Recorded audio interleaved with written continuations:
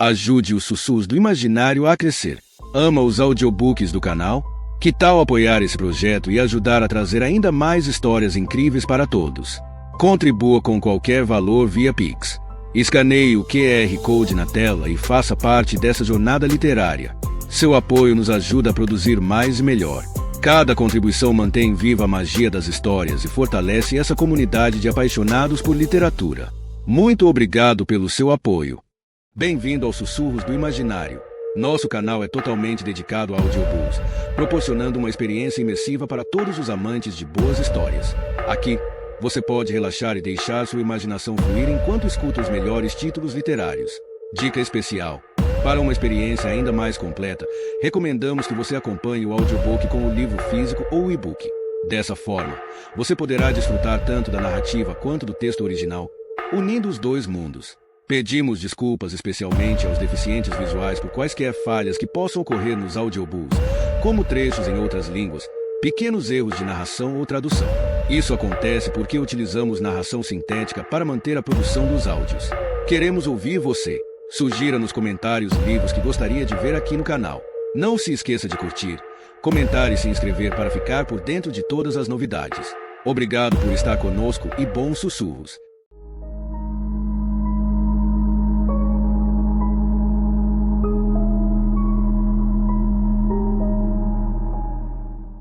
Parte 3. As Mãos de Coffey. Capítulo 1. Recapitulando o que já escrevi, vejo que chamei de Georgia Pines, o lugar onde vivo atualmente, de um asilo para velhos. As pessoas que dirigem o lugar não iam gostar muito disso. Segundo os folhetos que ficam no saguão de entrada e que são enviados para clientes em potencial, é um complexo ultramoderno para o repouso de pessoas idosas. Possui até um centro de diversões. Ao menos é o que diz o folheto. Quem tem que viver aqui? O folheto não nos chama de detentos, mas eu, às vezes, sim, o chama simplesmente de sala de TV. As pessoas acham que sou metido a besta porque não vou muito à sala de TV durante o dia, mas são os programas que não suporto, não as pessoas. Oprah, Ricki Lake, Carney Wilson, Rolanda. O mundo está desabando sobre nossas cabeças e tudo com que essa gente se importa é falar sobre foder com mulheres de saias curtas e homens com camisas abertas no peito. Bem, que diabo. Não julgue os outros para não ser julgado, diz a Bíblia. Por isso vou parar de fazer comício. É só que, se eu quisesse passar meu tempo com gentalha ambulante, me mudaria para uns 3 quilômetros adiante, para o motel Happy Wheels, para onde os carros da polícia parecem sempre estar indo nas noites de sexta-feira e sábado, com as sirenes aos berros e as luzes azuis piscando. Minha grande amiga, Elaine Connelly, parece pensar da mesma maneira. Elaine tem 80 anos, é alta e esguia, ainda ereta e com bom discernimento, muito inteligente e refinada. Ela anda muito devagar porque tem algum problema nos quadris e sei que é a artrite que tem nas mãos e causa um terrível sofrimento, mas ela tem um lindo e comprido pescoço. Quase um pescoço de cisne, e cabelos longos bonitos que caem sobre os ombros quando ela os solta. O melhor de tudo é que ela não me acha esquisito ou metido a besta. Elaine e eu passamos muito tempo juntos. Acho que, se não tivesse atingido essa idade tão grotesca, poderia me referir a ela como minha namorada. De qualquer modo, ter uma amiga especial, não mais do que isso, não é tão ruim, e sob alguns aspectos é até melhor. Uma porção dos problemas e das mágoas que fazem parte de ser namorado e namorada simplesmente já se acabou dentro de nós. Embora eu saiba que ninguém com menos de, digamos, 50 anos vai acreditar nisso, às vezes as brasas são melhores do que a fogueira. É estranho, mas é verdade. Então não assista TV durante o dia. Às vezes dou uma caminhada, às vezes leio, e o que mais tenho feito no último mês, mais ou menos, tem sido escrever essas recordações no meio das plantas do solário. Acho que há mais oxigênio naquele lugar, e isso ajuda a velha memória. É muito melhor do que Geraldo Rivera, isso posso lhe garantir. Mas quando não consigo dormir, às vezes vou sem fazer barulho até lá embaixo e ligo a televisão. Em Georgia Pines não temos HBO nem nada parecido. Acho que isso é uma diversão um pouquinho cara demais para nosso centro de diversões. Mas temos os serviços básicos de TV a cabo, o que quer dizer que temos o American Movie Channel. É aquele, caso você não tenha os serviços básicos de TV a cabo, em que a maioria dos filmes é em preto e branco e nenhuma das mulheres tira a roupa. Para um velho como eu, isso é tranquilizador. Tem havido muitas noites na qual pego logo no sono no sofá verde diante da TV enquanto Frances, a mula que falava, mais uma vez salvava a pele de Donald O'Connor. John Wayne fazia limpeza em Dodge City ou Jimmy Carney chamava alguém de rato sujo e depois sacava um revólver. Alguns são filmes que vi com minha mulher Janice, que foi não apenas minha namorada, mas minha melhor amiga, e eles me dão serenidade. As roupas que usam, a maneira como falam e andam, até a música da trilha sonora, todas essas coisas me dão serenidade. Acho que é porque me lembram a época em que eu era um homem que ainda estava caminhando pela superfície do mundo, em vez de ser uma relíquia comida por traça, mofando num asilo de gente velha, onde muitos dos residentes usam fraldas e cuecas de plástico. Entretanto, não houve nada de tranquilizador no que vi hoje de manhã. Nada mesmo. Elaine às vezes se junta a mim para a chamada matinê dos madrugadores do AMC, que começa às 4 horas da manhã. Ela não fala muito nisso, mas sei que a artrite lhe dói terrivelmente e que as drogas que lhe dão já não ajudam muito. Quando ela chegou hoje de manhã, deslizando como um fantasma no roupão atoalhado branco, encontrou-me sentado no sofá cheio de calombos, curvado sobre os palitos esqueléticos que foram minhas pernas, segurando os joelhos para tentar fazer parar o tremor que estava passando por mim como um vento forte. Sentia frio no corpo todo, exceto na virilha, que ainda parecia arder com a lembrança de uma infecção urinária que muito me atrapalhara a vida no outono de 1932, o outono de John Coffey, Percy Vetmore e do Sr. Guizos, o rato amestrado. Tinha sido também o outono de William Wharton. Paul, gritou Elaine e correu para mim. Isto é, correu o mais rápido que lhe permitiam os pregos enferrujados e o vidro moído dos quadris. Paul, o que houve? Já vou melhorar, disse eu. Mas as palavras não pareceram muito convincentes, saíram todas em tons diferentes, por entre dentes se queriam bater. Dê-me só 1 ou 2 minutos e vou estar perfeitamente bem. Ela ficou sentada ao meu lado e colocou o braço sobre meu ombro. Tenho certeza de que vai, disse ela. Mas o que aconteceu? Pelo amor de Deus. Paul, você parecia que tinha visto um fantasma. E vi, pensei eu, e só quando seus olhos se arregalaram percebi que tinha falado em voz alta. Na verdade, não, disse eu e dei uns tapinhas na mão dela, delicadamente, muito delicadamente. Mas, por um instante, Elaine, Deus meu, foi da época em que você era guarda na prisão? Indagou ela. Da época sobre a qual tem escrito no solário? Confirmei com a cabeça. Trabalhei na nossa versão do Corredor da Morte, eu sei, só que o chamávamos de Corredor Verde, por causa do linóleo no piso. No outono de 1932, recebemos um camarada, um selvagem, chamado William Wharton. Ele gostava de se achar parecido com Billy the Kid, tinha até o nome tatuado no braço. Era só um rapaz, mas perigoso. Ainda me lembro do que Curtis Anderson, que naquela época era o assistente-chefe do diretor, escreveu sobre ele. Louco, violento e se orgulha disso. Wharton tem 19 anos e simplesmente não se importa com nada. Ele tinha sublinhado essa parte. A mão que ela tinha passado em volta dos meus ombros agora estava esfregando minhas costas. Eu estava começando a me acalmar. Naquele momento, amei Elaine Connelly e poderia lhe ter coberto o rosto de beijos enquanto dizia isso para ela. Talvez devesse ter feito isso. É terrível sentir-se sozinho e com medo em qualquer idade, mas acho que é pior quando você é velho. Mas estava com essa outra coisa na cabeça, esse fardo de coisas antigas e inacabadas. De qualquer modo, disse eu, você acertou. Tenho escrito sobre como Wharton chegou ao bloco e logo quase matou Dee Stanton, um dos sujeitos com quem eu trabalhava. Como ele pôde fazer isso? Perguntou Elaine. Maldade e descuido, disse eu com ar sério. Wharton entrou com a maldade e os guardas que trouxeram entraram com o descuido. O verdadeiro erro foi a corrente que prendia os pulsos de Wharton. Estava um pouco comprida demais. Quando Dean destravou a porta do bloco, Wharton estava atrás dele. Havia um guarda de cada lado, mas Anderson tinha razão. Wild Billy simplesmente não se importava com essas coisas. Passou a corrente por cima da cabeça de Dean e começou a estrangulá-lo com ela. Elaine estremeceu. De todo modo, comecei a pensar nisso tudo e não consegui dormir, por isso vim aqui para baixo. Liguei o AMC, achando que você podia descer e teríamos um encontro. Ela deu uma risada, beijou minha testa, bem acima da sobrancelha. Eu costumava ficar todo arrepiado quando Janice fazia isso comigo e ainda fiquei quando Elaine o fez naquela manhã cedinho. Acho que certas coisas nunca mudam. E o que apareceu foi aquele velho filme em preto e branco de bandidos dos anos 1940. Chama-se O Beijo da Morte. Pude sentir meu corpo querendo tremer novamente e tentei me conter. Richard Widmark trabalha nele. Falei. Acho que foi seu primeiro papel importante. Nunca fui vê-lo com Jean, pois geralmente não íamos ver filmes de polícia e bandido, mas lembro-me de ter lido em algum lugar que o desempenho de Widmark como malfeitor estava sensacional. E estava mesmo. Ele tem a fisionomia pálida, parece deslizar mais do que andar, está sempre chamando as pessoas de pirralho, falando de traidores, de como ele odeia traidores. Estava começando a tremer de novo, apesar dos meus esforços. Não conseguia evitar. Cabelos louros, murmurei. Cabelos louros e sem vida. Assisti até o pedaço em que ele empurra uma velhinha numa cadeira de rodas escada abaixo e aí desliguei. Ele fez você se lembrar de Wharton? Ele era Wharton. Respondi. Igualzinho. Paul. Ela começou a falar e parou. Olhou para a tela apagada da TV. A caixa do cabo em cima dela ainda estava ligada com os números em vermelho ainda mostrando 10, o número do canal do AMC. E depois de volta para mim. O quê? Perguntei. O quê, Elaine? Pensando, ela vai me dizer que eu devia parar de escrever sobre isso. Que devia rasgar as páginas que escrevi até agora e simplesmente desistir disso. O que ela disse foi, não deixe que isso faça você parar. Fiquei olhando para ela, de boca aberta. Feche a boca, Paul, senão vai entrar mosca. Desculpe, é só que... Bem, você pensou que ia lhe dizer exatamente o contrário, não foi? Foi. Pegou minhas mãos nas suas, delicadamente, muito delicadamente, com seus dedos longos e lindos, os nós dos dedos encalombados e feios, e inclinou-se para a frente, fitando meus olhos azuis com olhos castanho claros, o da esquerda ligeiramente amortecido pela névoa de uma catarata que aumentava. Eu posso estar velha e frágil demais para estar viva, disse ela, mas não velha demais para pensar. Na nossa idade, o que são algumas noites sem dormir? Aliás, o que é ver um fantasma na TV? Você vai me dizer que foi o único que viu na vida. Pensei no diretor Mores, em Harriet Vigier e em Brutus Ovel. Pensei na minha mãe e em Jean, minha mulher, que morreu no Alabama. Bem que eu entendia de fantasmas. Não, retruquei. Não foi o primeiro fantasma que vi na vida.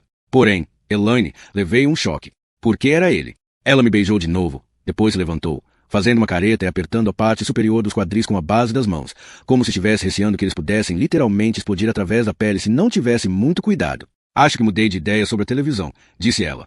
Tenho um comprimido extra, que estava guardando para uma emergência. Acho que vou tomá-lo e voltar para a cama. Talvez você deva fazer o mesmo. É, disse eu. Acho que devia. Por um instante alucinado pensei em sugerir que fossemos para a cama juntos. Então vi a dor profunda nos seus olhos e mudei de ideia. Porque ela poderia dizer sim e o teria dito só por minha causa. Isso não seria bom. Saímos da sala da TV. Não vou dizer aquele outro nome, nem mesmo para fazer ironia. Um ao lado do outro, eu acertando meus passos pelos dela, que eram lentos e penosamente cuidadosos. O edifício estava em silêncio, salvo por alguém gemendo nas garras de um pesadelo por trás de alguma porta fechada. Você acha que vai conseguir dormir? Perguntou ela. Acho que sim, respondi, mas é claro que não consegui. Fiquei deitado na cama até o raiar do sol, pensando em o beijo da morte. Via Richard Vimar dando uns risinhos de louco, amarrando a velha na cadeira de rodas e depois a empurrando pela escada. É isso que nós fazemos com traidores, falou para ela, e então seu rosto se fundia com o de William Wharton tal como estava naquele dia em que veio para o bloco e para o corredor verde, Wharton dando risinhos como Bismarck, Wharton berrando. Que festança, não? É ou não é? Depois disso, não quis nem saber do café da manhã. Simplesmente vim aqui para o solário e comecei a escrever. Fantasmas? É claro, sei tudo sobre fantasmas.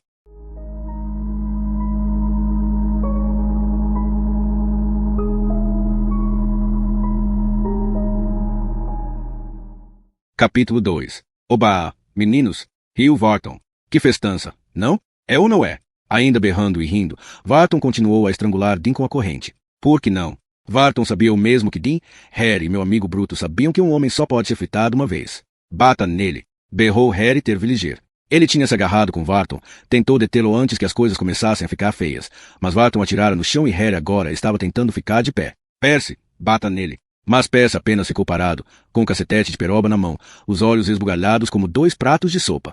Ele adorava aquele cacetete e eu imaginaria que essa era sua oportunidade de usá-lo, como estava seco para fazer desde que viera para a penitenciária de Cold Mountain. Porém, agora que o momento chegará, estava apavorado demais para aproveitar a oportunidade. Aquele ali não era um francesinho aterrorizado como Delacroix, nem um gigante negro que mal parecia saber que estava dentro do seu próprio corpo, como John Coffey. Aquele ali era um diabo em ação. Saí da cela de Wharton, deixando cair a prancheta e sacando meu ponto 38. Pela segunda vez naquele dia tinha me esquecido da infecção que estava fazendo minha virilha arder. Não duvidei da história que os outros contaram da fisionomia vaga e dos olhos sem vida de Wharton, quando falaram nisso mais tarde, mas esse não era o Wharton que eu vi. O que vi foi a cara de um animal, não de um animal inteligente, mas de um animal cheio de astúcia, e de maldade, e alegria. Ele estava fazendo o que tinha sido criado para fazer. O lugar e as circunstâncias não faziam diferença. A outra coisa que vi foi o rosto de Dee Stanton, vermelho e entumecido. Ele estava morrendo diante dos meus olhos. Wharton viu o revólver na minha mão e girou-de na direção dele, de modo que era praticamente inevitável ter de acertar em um para atingir o outro. Por cima do ombro de Dee, um olho azul brilhante me desafiava a atirar. O outro olho de Wharton estava oculto pelos cabelos de Dee. Por trás deles vi Percy parado, indeciso, com o cacetete meio erguido. E, então, enchendo o portal aberto que dava para o pátio da prisão, um milagre em pessoa, Brutus Ovel. Tinham terminado de fazer a mudança do resto do equipamento da enfermaria, e ele tinha vindo ver quem queria café. Ele agiu sem um momento de hesitação. Empurrou Percy para o lado, fazendo chocar-se contra a parede com uma força de abalar os dentes. Pegou seu cacetete e baixou na cabeça de Wharton com toda a força do seu enorme braço direito. Ouviu-se um ruído surdo, quase oco, como se não houvesse nada por baixo do crânio de Wharton, e a corrente finalmente se afrouxou em volta do pescoço de Dean. Wharton desabou como um saco de ração, e Dean se arrastou para longe dele, arquejando violentamente e segurando a garganta com uma das mãos, os olhos esbugalhados. Ajoelhei-me a seu lado, e ele abanou a cabeça com força. Estou bem, disse, rouco. Cuidem dele. Fez um gesto na direção de Wharton. Tranquem. Cela. Não achei que ele fosse precisar de uma cela, dada a força com que Brutal tinha batido nele. Achei que ele fosse precisar era de um caixão. Mas não tivemos tanta sorte. Wharton estava desacordado, mas longe de estar morto. Ficou esparramado de lado, um braço esticado de modo que as pontas dos seus dedos tocavam no linóleo do corredor verde, os olhos fechados, a respiração lenta, porém regular. Seu rosto estava até com um pequeno sorriso, como se estivesse adormecido escutando sua canção de ninar favorita. Um pequeno filete de sangue escorria-lhe dos cabelos, desmanchava o colarinho da camisa nova de presidiário. Era só isso. Percy, falei. Ajude-me. Percy não se moveu. Ficou só ali, encostado na parede, de olhos arregalados em estado de choque. Acho que ele não sabia direito onde estava. Percy, que diabo, agarre comigo. Então ele começou a se mexer e Harry ajudou-o. Os três juntos arrastamos o desacordado Sr. Varton para dentro da cela, enquanto Brutal ajudava Dee a se pôr de pé e o segurava tão delicadamente como uma mãe quando Dee se curvava para frente tentava aspirar o ar para dentro dos pulmões. Nossa nova criança problema levou quase 3 horas para acordar, mas quando fez não mostrou nenhuma consequência do golpe violento de Brutal. Voltou a si da mesma maneira como se movia, depressa. No momento estava deitado no catre, morto para o mundo. No momento seguinte estava de pé junto das grades, silencioso como um gato e olhando fixamente para mim, sentado na mesa da guarda, redigindo o relatório do incidente. Quando finalmente pressenti que alguém estava olhando para mim e ergui os olhos, lá estava ele, o sorriso largo exibindo uns dentes escuros e podres, já com várias falhas entre eles. Levei um susto ao vê-lo desse jeito. Tentei não demonstrar o que estava sentindo, mas acho que ele sabia. Ei, lacaio, disse ele. Da próxima vez vai ser você. E não vou falhar. Olá, Varton, falei, com a voz mais natural que consegui. Nas circunstâncias, acho que posso dispensar o discurso e a banda de boas-vindas. Você não acha? O sorriso dele diminuiu um pouco. Não era o tipo de reação que ele esperava e provavelmente não foi a que eu teria tido em outras circunstâncias. Mas alguma coisa tinha acontecido enquanto Varton estivera inconsciente. Acho que é uma das coisas mais importantes pelas quais venho trabalhando por estas páginas para lhe contar. Agora, vamos só ver se você acredita.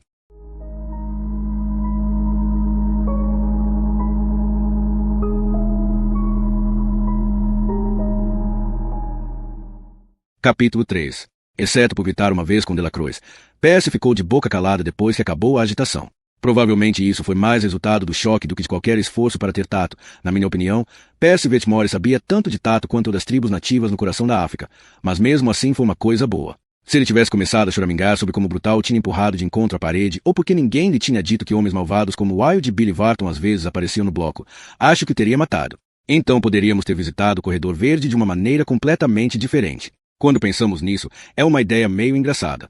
Perdi minha oportunidade de fazer como James Cagney em Fúria Assassina. De qualquer modo, quando tivemos certeza de que ia continuar respirando, que não ia desmaiar ali mesmo, Harry e Brutal acompanharam até a enfermaria. Delacroix, que tinha ficado em silêncio absoluto durante a briga, aquele ali tinha estado preso muitas vezes, sabia quando era prudente ficar de bico calado e quando era relativamente seguro abri-lo de novo. Começou a berrar alto para o corredor enquanto Harry e Brutal ajudavam Dee a sair. Delacroix queria saber o que tinha acontecido. Até parecia que ele achava que seus direitos constitucionais tinham sido violados. Cala a boca, seu viadinho. Berrou Percy de volta, com tanta fúria que as veias se dilataram nos lados do pescoço. Coloquei uma mão no seu braço e senti que ele estava tremendo por baixo da camisa. Uma parte disso se devia a um resto de pavor. É claro, de vez em quando tinha que lembrar a mim mesmo que parte do problema de Percy era que ele tinha apenas 21 anos, não era muito mais velho do que Varton. Mas acho que a maior parte era raiva. Ele odiava Delacroix, não sei bem porquê, mas odiava. Vá ver se o diretor Moores ainda está aqui, disse a Percy. Se estiver, faça-lhe um relato verbal completo do que aconteceu.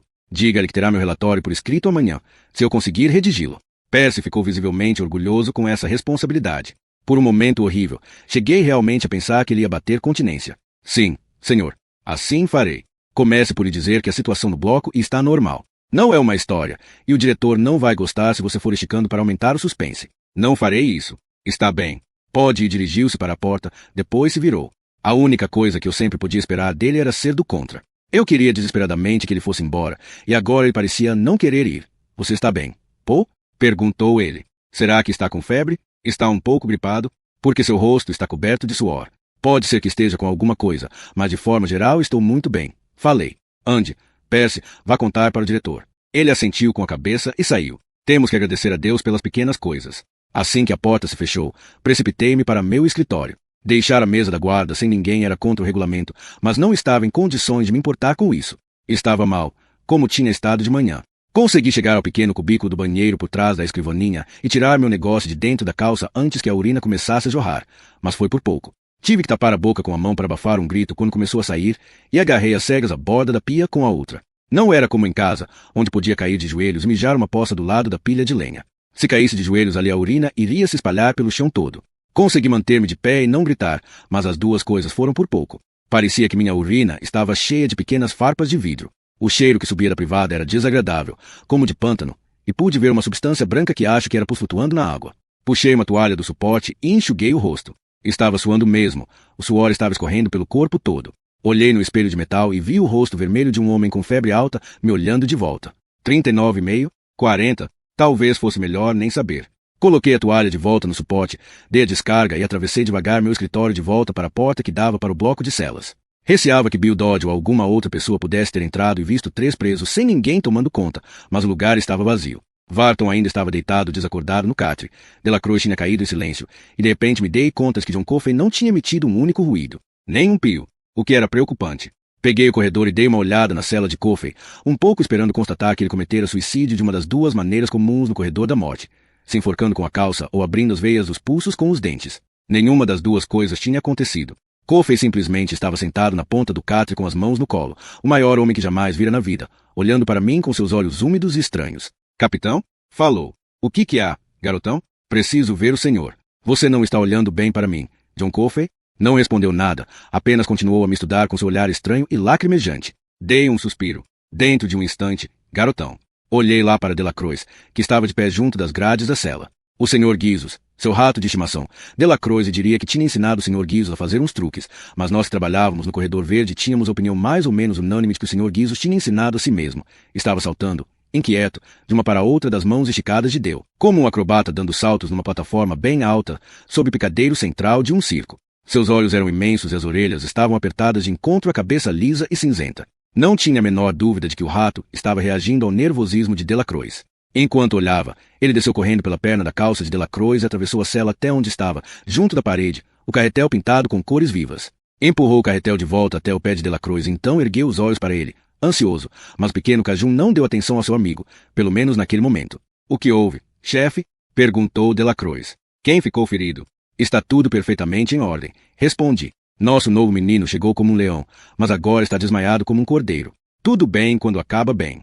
Ainda não acabou, disse Delacroix, olhando pelo corredor na direção da cela onde Varton estava apagado. Ele homem malvais. C'est vrai. Un 4. Bom, disse eu. Não se deixa bater por isso, Dale.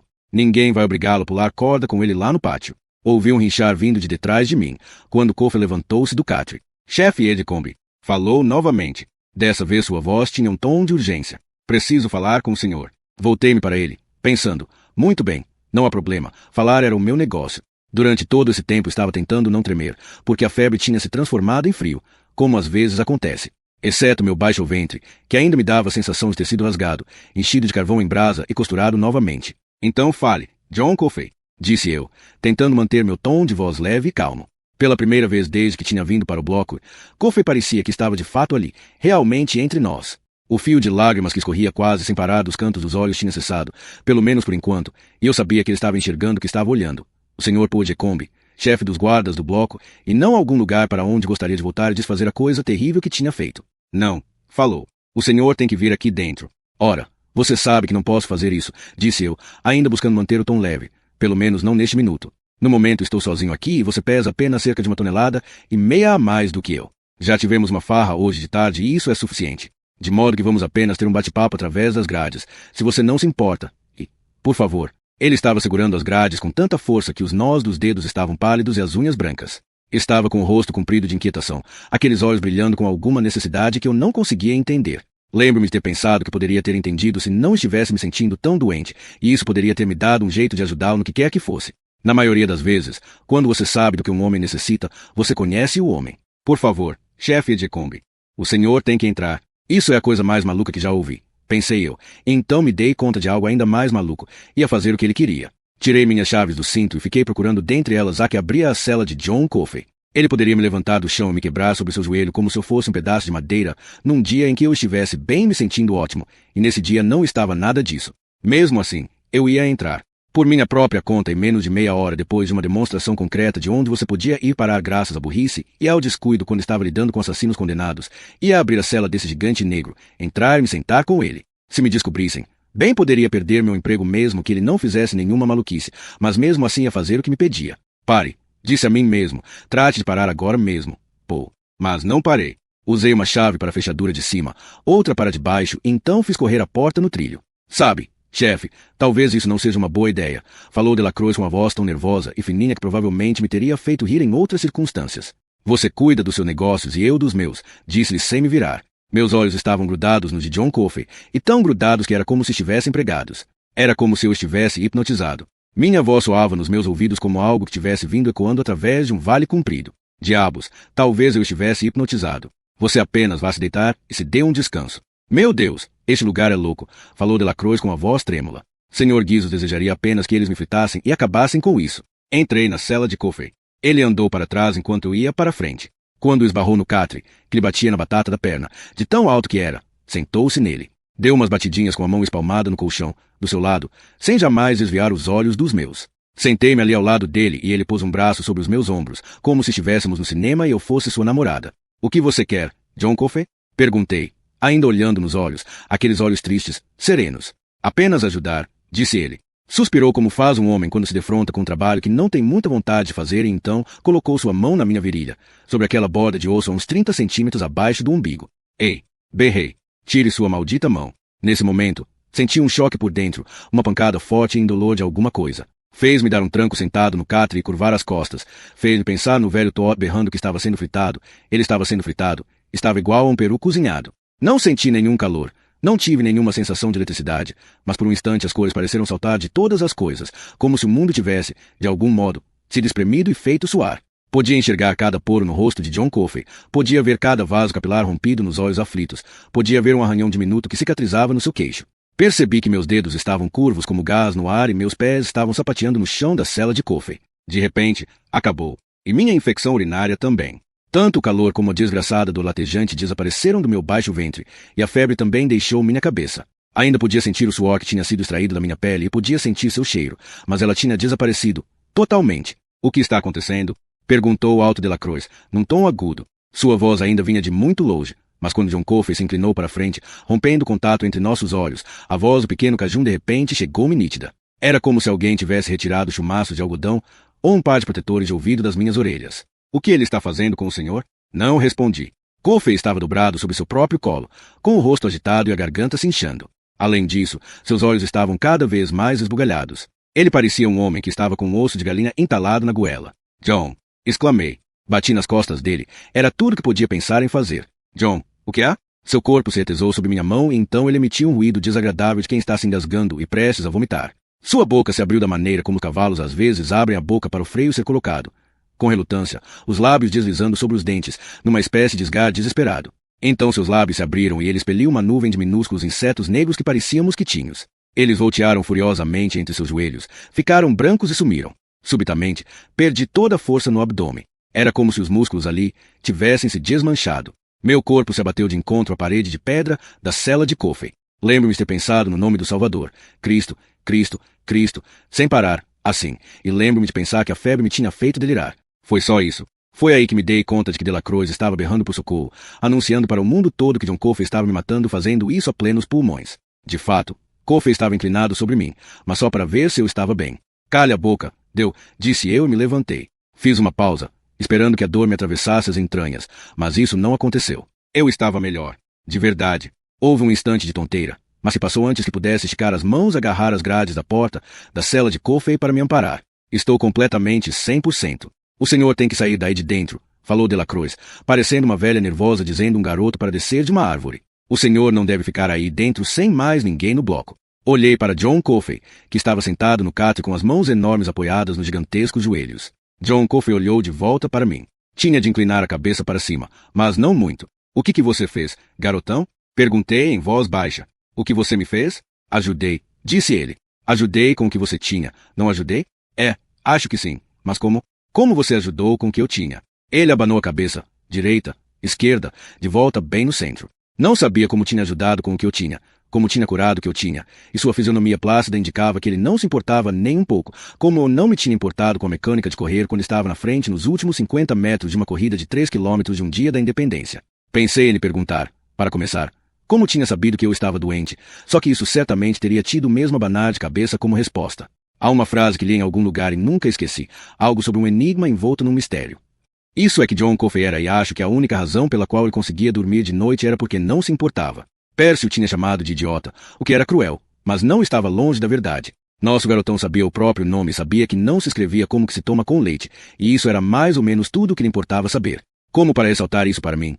Ele abanou a cabeça daquele modo mais uma vez, depois deitou no catre com as mãos juntas debaixo da bochecha esquerda, como um travesseiro, de cara para a parede. Suas pernas ficavam dependuradas para fora da ponta do catre a partir das canelas, mas isso nunca pareceu incomodá-lo. A parte de trás da camisa tinha subido e podia-se ver as cicatrizes que se entrecruzavam sobre sua pele. Saí da cela, tranquei as fechaduras e então encarei Delacroix, que estava de pé na cela em frente, com as mãos em volta das grades da cela, olhando para mim com ansiedade. Talvez até com medo. O Sr. Guizos estava empoleirado no seu ombro com os bigodes finos tremendo como filamentos. O que aquele escurinho fez com o senhor? Perguntou Delacroix. Foi gris-gris? Ele jogou um pouco de gris-gris no senhor? Dito com aquele sotaque cajun, gris-gris rimava com pipi. 5. Não sei de você está falando. Deu. Imagine se não.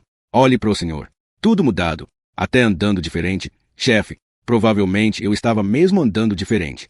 Havia uma linda sensação de calma no meu baixo ventre, uma sensação de paz tão notável que era quase êxtase. Qualquer pessoa que tenha tido dores fortes e depois ficou bom sabe do que estou falando. Está tudo em ordem. Deu. Insisti. John Coffey teve um pesadelo. Foi só isso. Ele é um homem de gris-gris, afirmou Delacroix com convicção.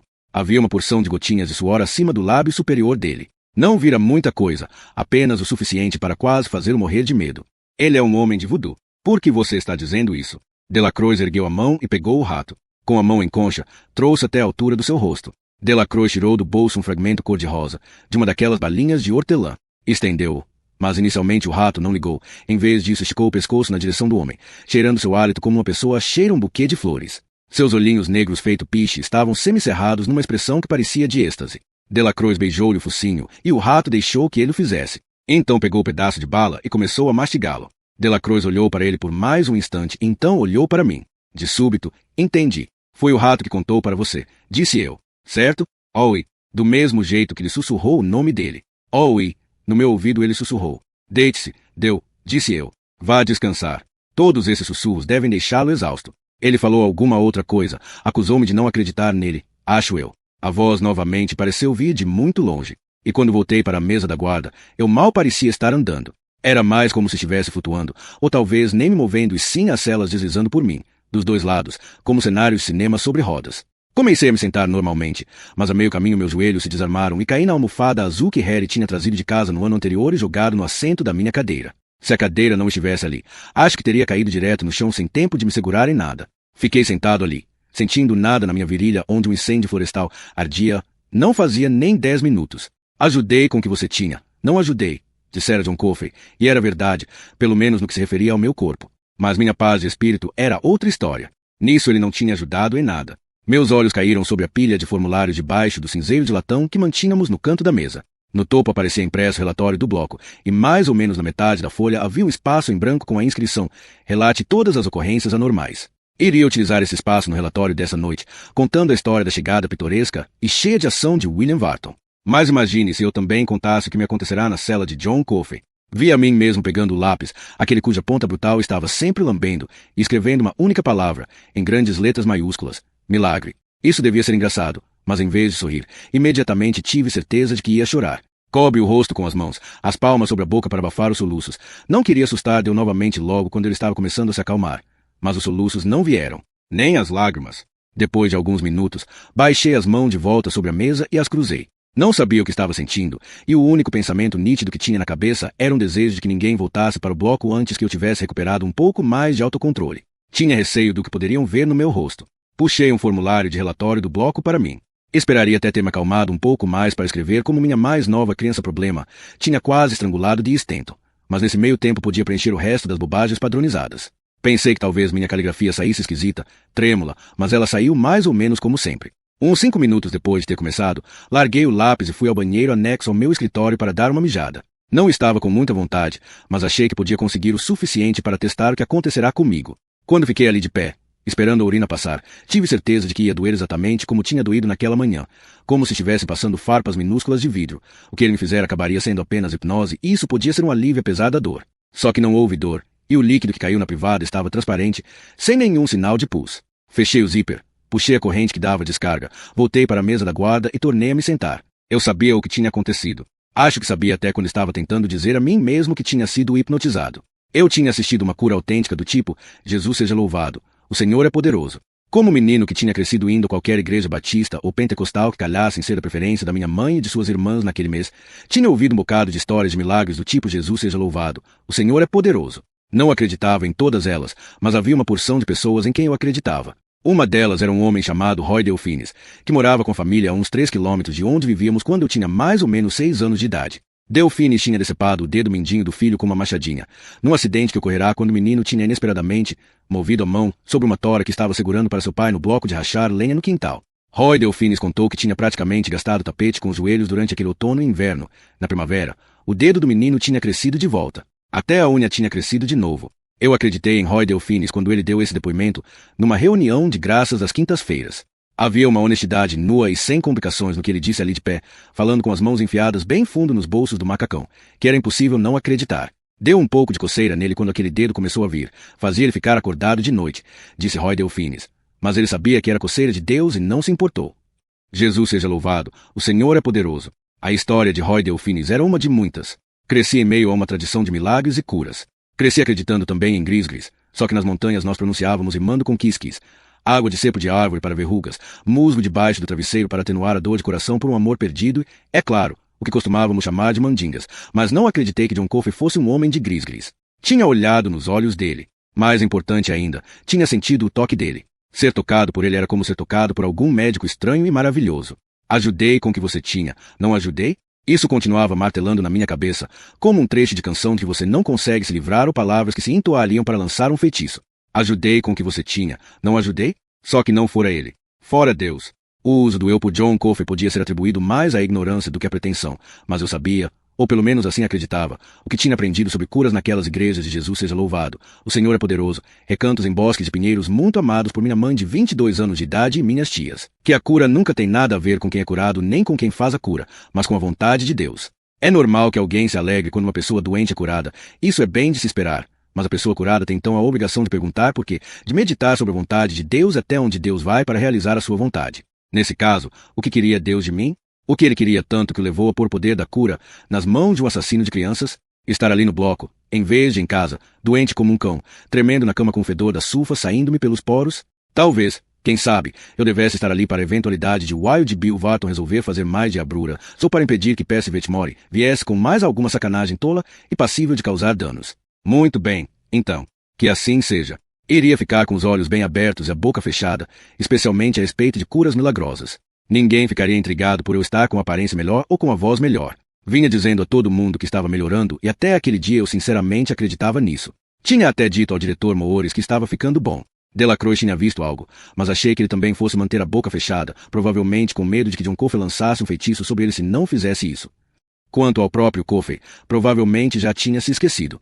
Afinal, ele não passava de um conduto, e não há uma manilha no mundo que se lembre da água que passou por ela depois que a chuva para. Então resolvi ficar com a boca inteiramente fechada a respeito do assunto, sem jamais pensar sobre quando ou a quem iria contar a história. Mas eu estava curioso sobre meu garotão, e não há por que negá-lo. Depois do que me acontecerá na cela dele, estava mais curioso do que nunca.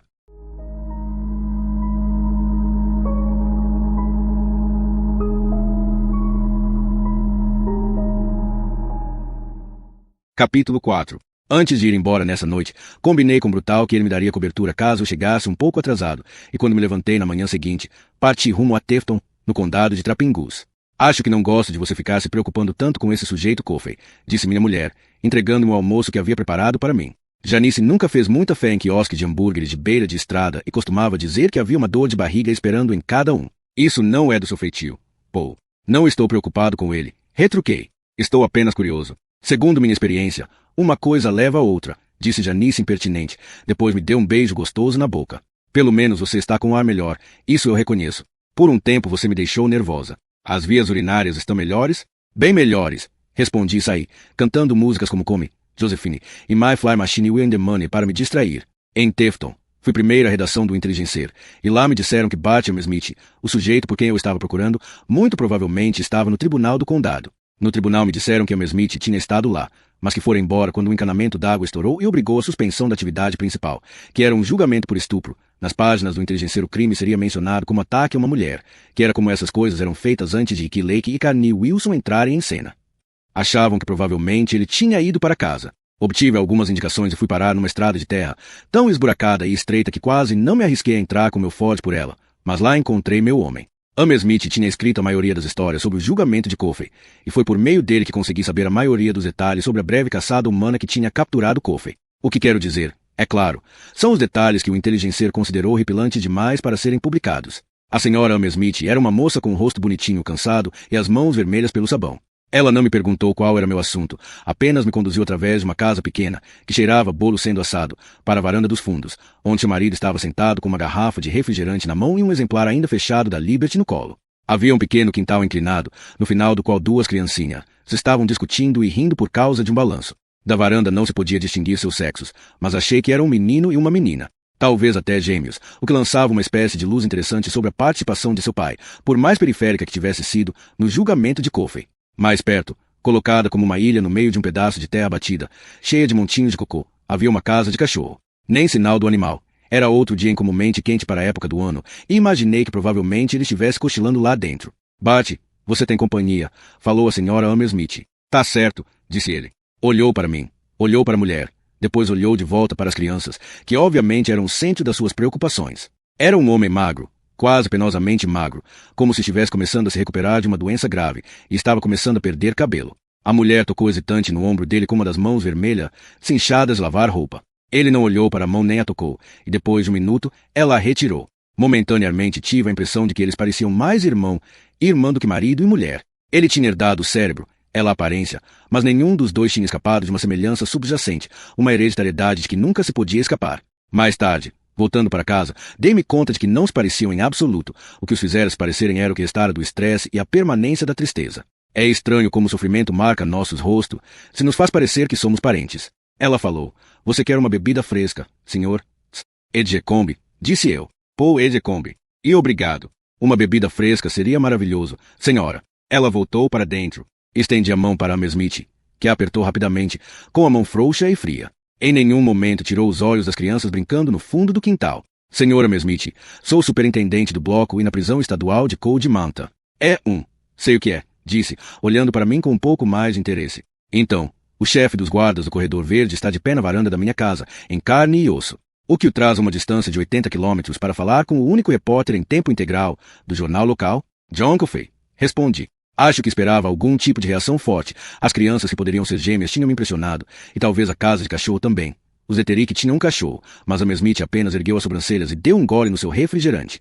Coffey agora é seu problema, é? Perguntou Amy Smith. Ele não é muito problema, retruquei. Não gosta do escuro e chora durante boa parte do tempo, mas nenhuma das duas coisas constitui muito problema no nosso ramo de atividade.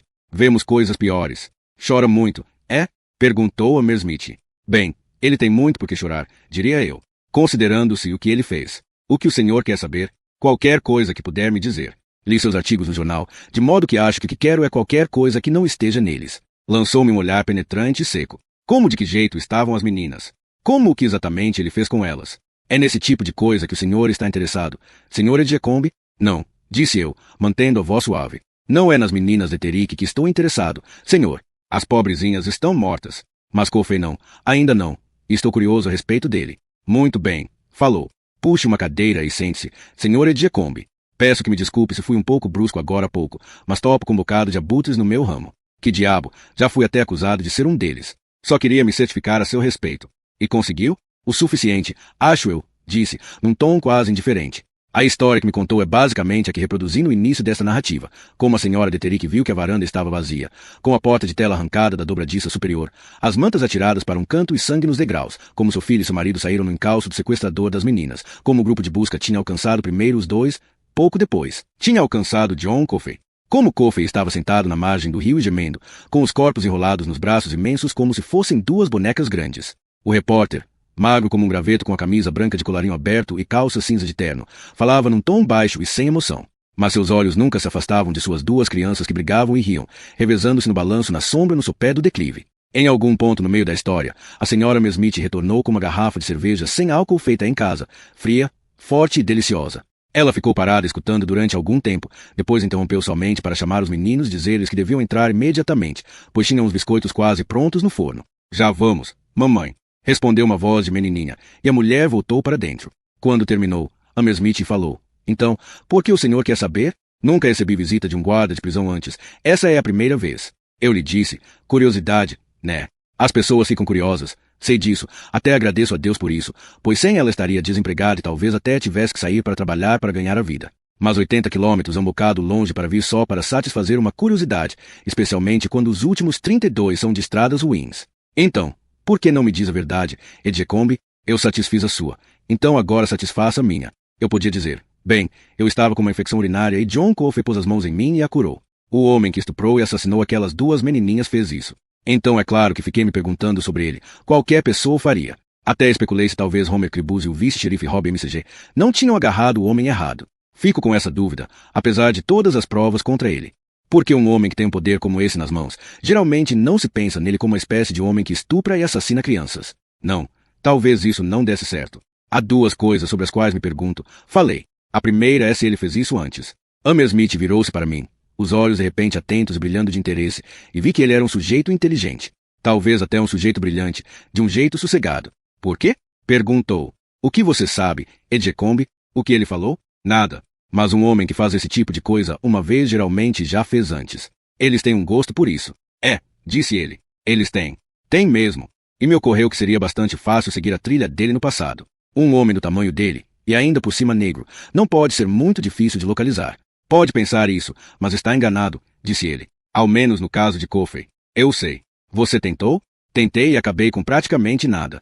Havia uns dois camaradas da estrada de ferro que achavam que o tinham visto no pátio de manobras em Knoxville 2 dias antes de as meninas de Terrick serem assassinadas. Nada de surpreendente nisso. Ele estava apenas do lado oposto do rio em relação aos trilhos da Great Southern quando eles o agarraram, e provavelmente foi assim que ele veio até aqui do Tennessee. Recebi uma carta de um homem que disse que tinha contratado um negro grande e careca para carregar uns caixotes para ele no início da primavera deste ano. Isso foi no Kentucky.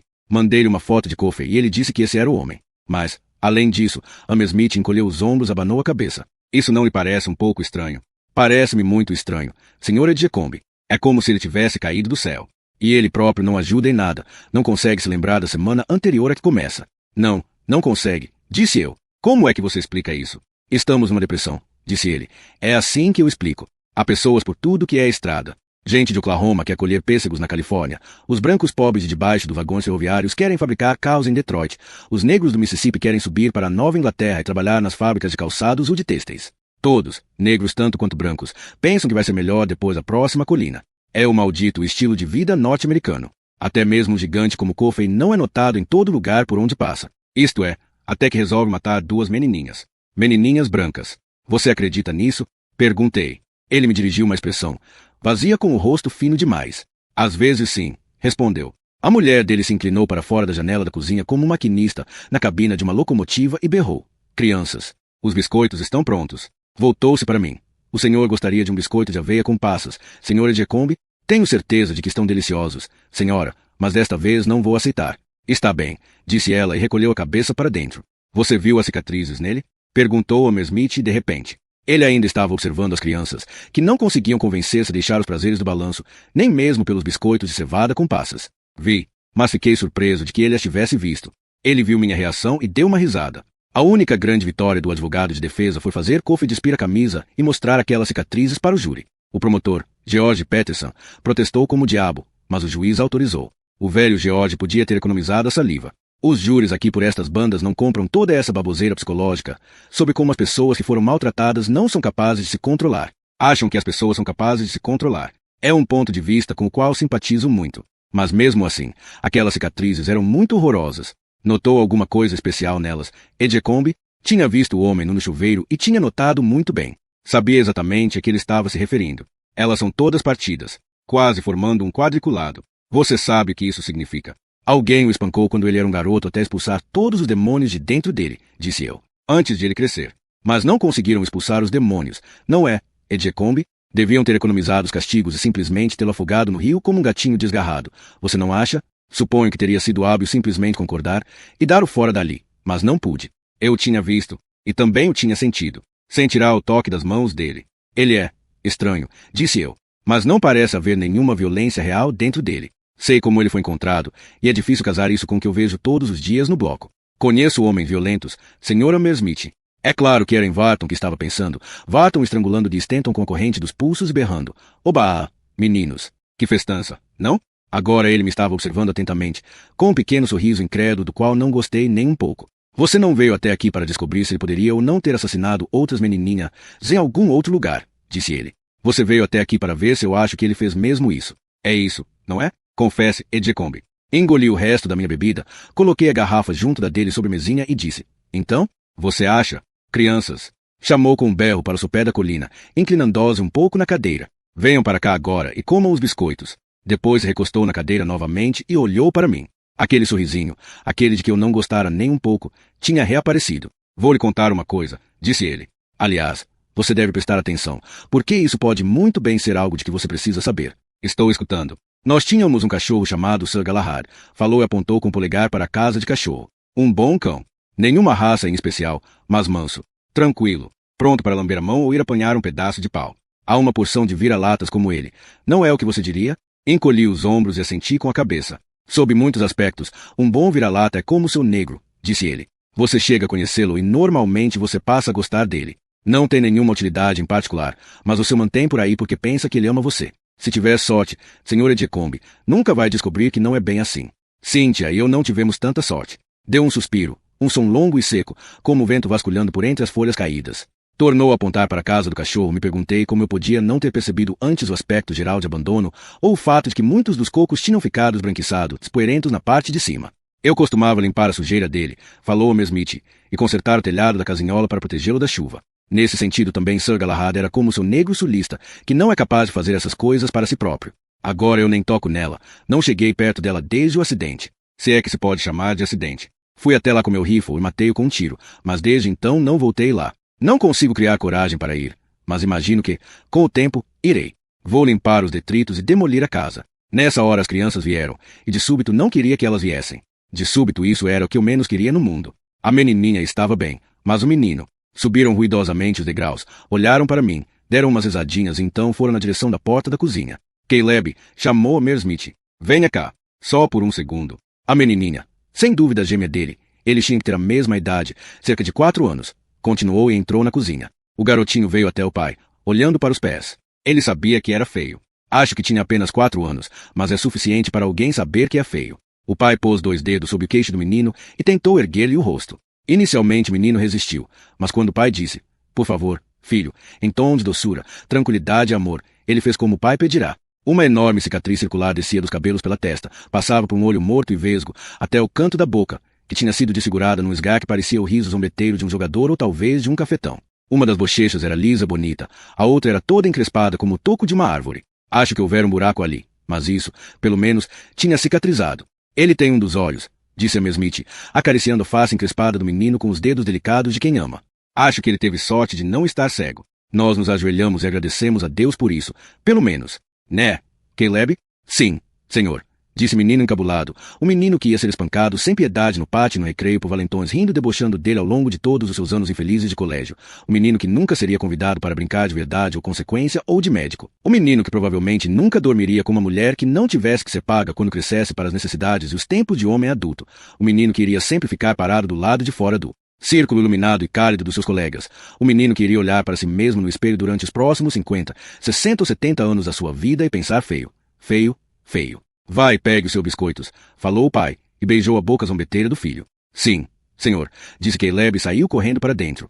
Hammersmith tirou um lenço do bolso de trás da calça e enxugou os olhos com ele. Estavam secos, mas imagino que ele tivesse se acostumado que estivessem cheios d'água. O cão estava aqui quando eles nasceram, disse ele. Trouxe-o para dentro de casa para que o cheirasse quando Cynthia veio com eles do hospital, e Sir Galahad lambeu-lhes as mãos. As mãozinhas pequeninas. Balançou a cabeça como se estivesse confirmando isso para si mesmo. Brincava com eles, costumava lamber o rosto de ordem até ela dar risinhos.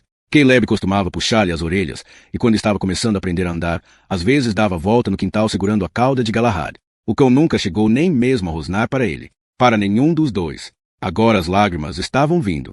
Ele as enxugou automaticamente, como faz o homem que tem muita prática. Não houve razão alguma, falou. Caleb não machucou, nem gritou com ele. Nada. Eu sei. Estava ali. Se não estivesse, é quase certo que o menino teria sido morto. O que aconteceu?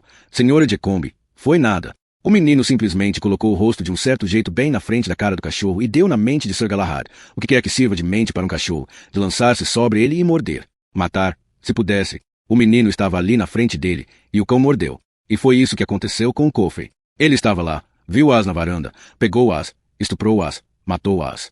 Você diz que deve haver algum indício de que ele fez isso antes e sei o que quer dizer, mas talvez ele não o tenha feito antes. O meu cão nunca mordera antes, foi só aquela vez. Talvez, se Coffey fosse solto, nunca o fizesse de novo. Talvez meu cão nunca mordesse de novo. Mas, sabe, não me preocupei com isso. Saí com meu rifle, segurei a coleira dele e estourei-lhe a cabeça. Ele estava ofegante. Sou tão esclarecido quanto qualquer outro homem, Sr. Edgecombe. Frequentei a faculdade em Bowling Green. Cursei história e jornalismo e um pouco de filosofia. Gosto de me considerar esclarecido. Suponho que as pessoas lá do norte não pensariam assim, mas gosto de me considerar esclarecido. Não restabeleceria a escravidão por todo o ouro do mundo. Acho que temos que ser humanitários e generosos em nossos esforços para resolver o problema racial. Porém, temos que recordar que seu negro irá morder se tiver oportunidade, exatamente como um cão vira-lata morderá se tiver ocasião e lhe der na telha fazê-lo. Você quer saber se ele fez isso? O seu senhor Coffey chorão com cicatrizes pelo corpo todo? Respondi afirmativamente com a cabeça. Oh, sim, disse Hammersmith. Ele fez, sim. Não tenha dúvidas e não vire as costas para ele. Pode não acontecer nada uma vez ou uma centena de vezes, até mesmo 1000 vezes. Mas no final, ergueu a mão na frente dos meus olhos, bateu os dedos rapidamente contra o polegar, transformando a mão numa boca dando dentadas. Entendeu? Confirmei com a cabeça novamente. Ele as estuprou, matou e depois se arrependeu. Mas aquelas menininhas continuaram estupradas, aquelas menininhas continuaram mortas. Mas você vai dar um jeito nele, não vai, Edgecombe? Dentro de algumas semanas você vai dar um jeito nele para que nunca mais faça uma coisa dessas de novo. Levantou-se, foi até a balaustrada da varanda e lançou um olhar vago para a casinhola do cachorro, ali no centro um pedaço de terra batida, no meio daqueles cocos antigos. Se puder me dar licença agora, disse ele. Como não tenho que passar a tarde no tribunal, achei que poderia ficar um pouco com minha família. Os filhos de um homem só são crianças uma vez. Fique à vontade, disse eu. Estava sentindo os lábios dormentes e distantes. E muito obrigado pelo tempo que me concedeu. Não seja por isso, retrucou. Dirigi direto da casa de Hammersmith para a prisão. Era um trajeto longo e dessa vez não consegui encurtá-lo cantando músicas. Era como se todas as músicas tivessem desaparecido de dentro de mim, pelo menos por algum tempo. Ficava vendo sem parar o rosto desfigurado daquele pobre menino. E a mão de Hammersmith, os dedos se abrindo e se fechando sobre o polegar num gesto de dentadas.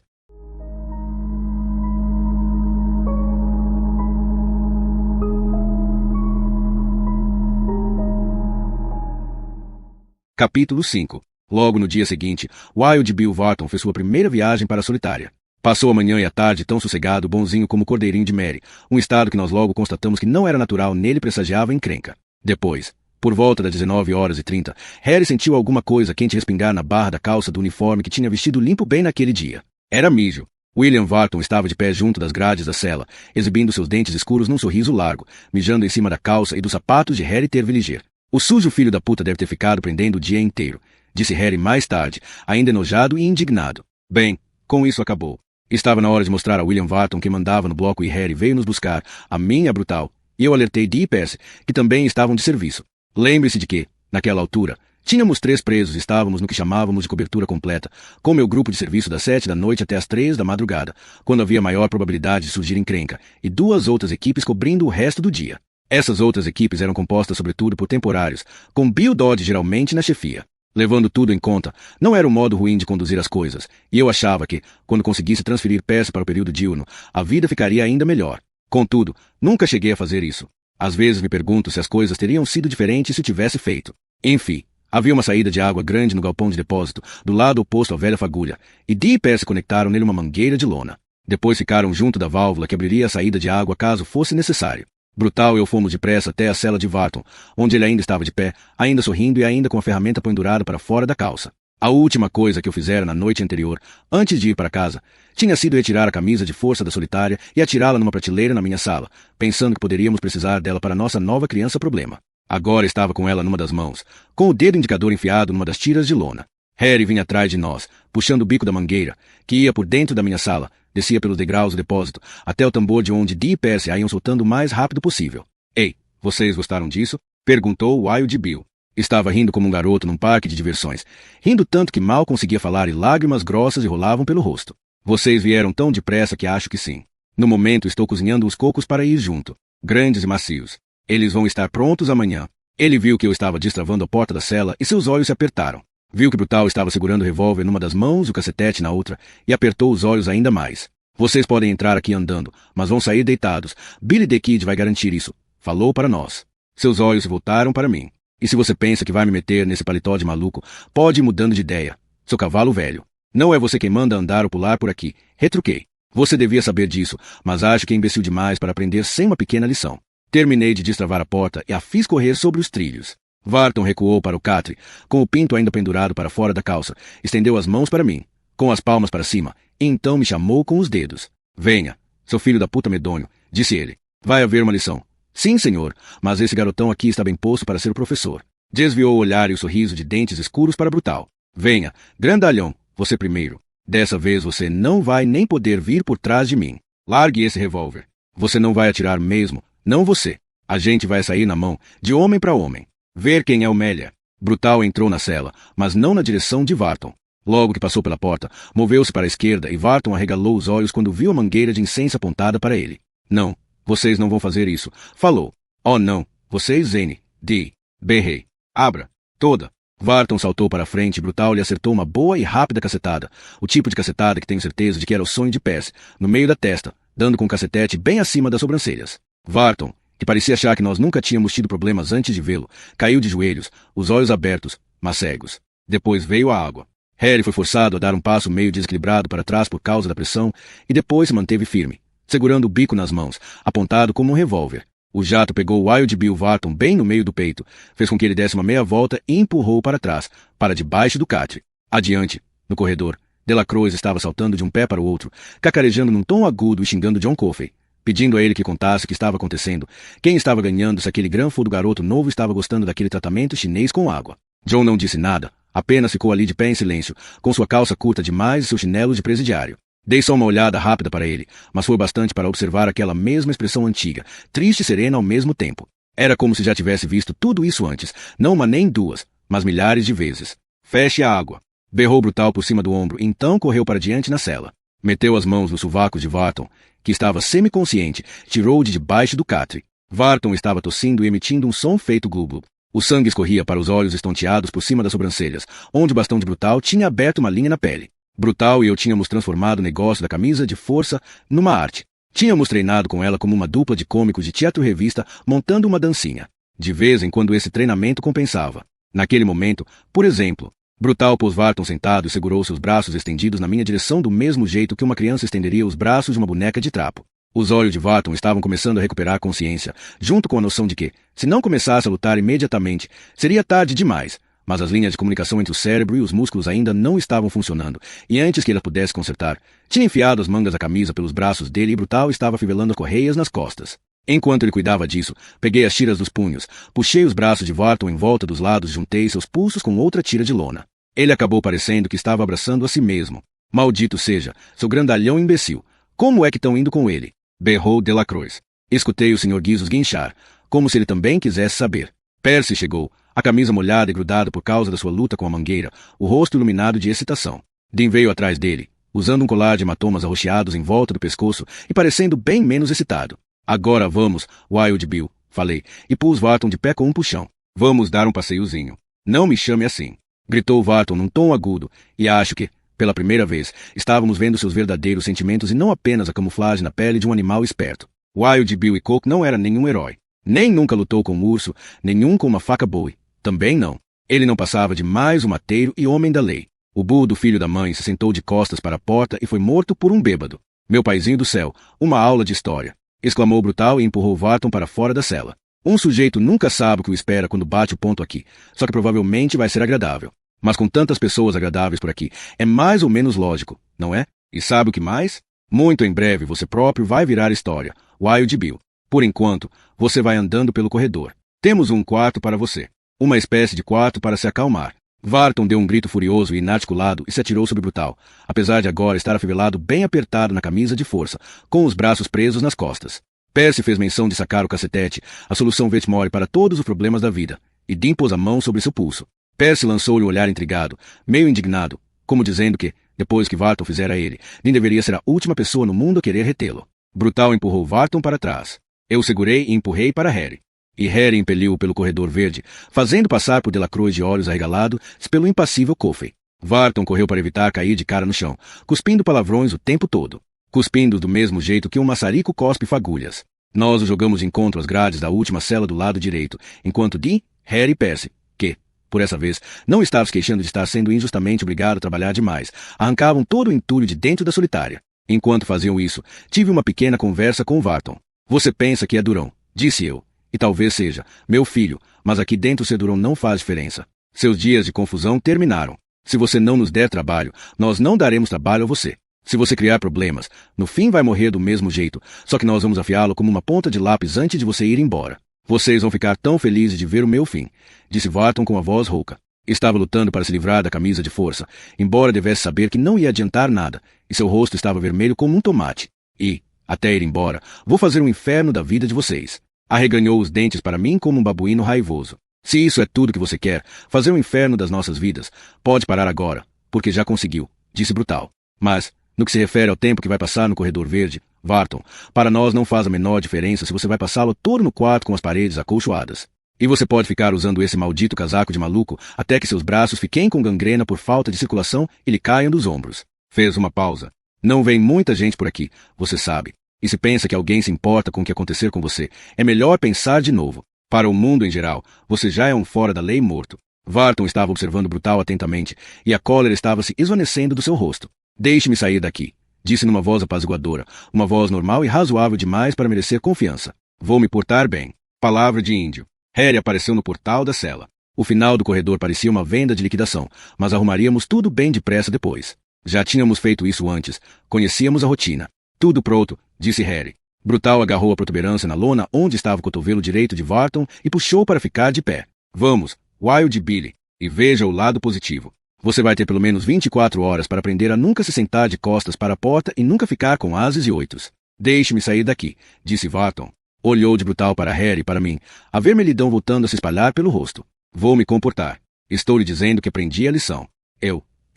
Uma. De repente ele desabou no chão. Metade dentro da cela, a outra metade sobre o linóleo gasto do corredor verde, chutando com os pés no ar e sacudindo o corpo. Deus do céu, ele está tendo uma convulsão, sussurrou Percy. Claro, e minha irmã é a prostituta da Babilônia, falou Brutal. Ela dança o fuque-fuque para Moisés nas noites de sábado vestindo um véu branco e comprido. Abaixou-se e enganchou a mão num dos sovacos de Varton. Eu peguei o outro. Varton se debatia entre nós dois como um peixe fisgado no anzol. Carregar seu corpo agitado, ouvindo grunhir por uma ponta e peidar pela outra, foi uma das experiências menos agradáveis da minha vida. Ergui os olhos e encontrei os de John Coffey por um segundo. Os dele estavam injetados e as bochechas escuras estavam molhadas. Ele havia chorado de novo. Pensei em Elmer Smith fazendo aquele gesto de mordidas com a mão e tive um pequeno calafrio. Então voltei minha atenção para Varton. Nós o atiramos na solitária como se fosse um fardo e ficamos olhando para ele caído no chão, se debatendo violentamente na camisa de força junto do ralo onde uma vez tínhamos procurado pelo rato que tinha começado sua vida no bloco e como Willy do barco a vapor. Para mim não faz muita diferença se ele engolir a língua ou algo assim e morrer, disse Dean na sua voz áspera e rouca. Mas pense na papelada. Rapazes, não vai acabar nunca. Esqueça a papelada. Pense no inquérito, disse Harry com ar sombrio. Perderíamos nossos malditos empregos. Acabaríamos colhendo ervilha lá no Mississippi. Você sabe o que quer dizer Mississippi, não sabe? É a palavra indígena para olho do cu. Ele não vai morrer e não vai engolir a língua, disse Brutal. Quando abrirmos esta porta amanhã, ele vai estar perfeitamente bem. Posso garantir. E foi exatamente assim que aconteceu. O homem que levamos de volta para a cela na noite seguinte às 9 horas, estava tranquilo, pálido e aparentemente arrependido. Foi andando com a cabeça baixa, não fez nenhuma tentativa de atacar alguém quando a camisa de força foi retirada e ficou apenas me fitando desanimado quando eu lhe disse que ia ser exatamente do mesmo jeito na próxima vez e que tudo que ele tinha a fazer era se perguntar quanto tempo queria passar mijando nas calças, se comendo papinha de bebê, uma colher de cada vez. Vou me comportar, chefe, aprendi a lição, sussurrou uma vozinha humilde quando colocamos de volta na sua cela. Brutal olhou para mim e piscou o olho. No final do dia seguinte, William Varton, que para si próprio era Billy Dick de nunca aquele mateiro e o homem da lei Wild Bill Cook, comprou uma torta de chocolate do velho Todd. Ele tinha sido expressamente proibido desse tipo de atividade comercial, mas a equipe da tarde era composta de temporários, como creio ter dito, e a transação foi feita. O próprio Todd sabia que não devia fazer isso, mas para ele a carrocinha de comestíveis era sempre uma questão de dinheiro, e dinheiro é dinheiro, e do resto não quero nem sentir o cheiro. Nessa noite, quando Brutal estava fazendo sua ronda de inspeção, Varton estava parado junto à porta da cela. Esperou até que Brutal erguesse os olhos para ele e então bateu com a base das mãos nas próprias bochechas estufadas. Se disparou um jato espesso, incrivelmente longo de pasta de chocolate, no rosto de Brutal. Tinha enchido a boca com a torta de chocolate inteira, manteve-a ali até que ficasse liquefeita, então a cuspiu como se fosse fumo de mascar. Varton caiu de costas no catre com um cavanhaque de chocolate, batendo com as pernas, gritando de tanto rir, apontando para Brutal, que tinha muito mais do que um cavanhaque. O pequeno Sambo Preto. Sim, senhor. Patrão. Sim, senhor. Como é que tá? Berrou Varton segurando a barriga. Puxa, se pelo menos tivesse sido caca. Queria que fosse. Se tivesse um pouco. Você é caca, rosnou Brutal. E espero que esteja com as malas feitas, porque vai voltar para sua latrina predileta. Uma vez mais, Varton foi metido na camisa de força. Uma vez mais, o pusemos no quarto com paredes forradas. 2 dias, dessa vez. Às vezes podíamos ouvi-lo falando feito um alucinado lá dentro. Às vezes podíamos ouvi-lo prometendo que ia se comportar, que ia ter juízo e ser bonzinho. E às vezes podíamos ouvi-lo berrando que precisava de um médico, que estava morrendo. Na maior parte do tempo, porém, ele ficou em silêncio. E estava calado quando tiramos de novo, fazendo caminhar de volta para sua cela, com a cabeça baixa e os olhos opacos, sem responder quando Harry disse: lembre-se, depende de você. Ele ficaria bem por algum tempo e então iria tentar alguma outra coisa. Não havia nada que ele fizesse que não tivesse sido tentado antes. Bem, com exceção talvez daquela da torta de chocolate, até Brutal reconheceu que tinha sido bastante original, mas sua simples persistência era de meter medo. Receava que, mais cedo ou mais tarde, alguém podia se distrair e ia ser o diabo. E essa situação podia continuar por bastante tempo, porque ele tinha um advogado que estava andando por aí dizendo às pessoas como era errado matar esse sujeito em cuja fronte o orvalho da juventude nem havia secado ainda. E que, incidentalmente, era branco. Não adiantava nada reclamar disso, porque manter Varton fora da cadeira elétrica era o trabalho do advogado dele. Mantê-lo trancafiado em segurança era o nosso. E, no final, era quase certo que a velha fagulha o teria, com ou sem advogado.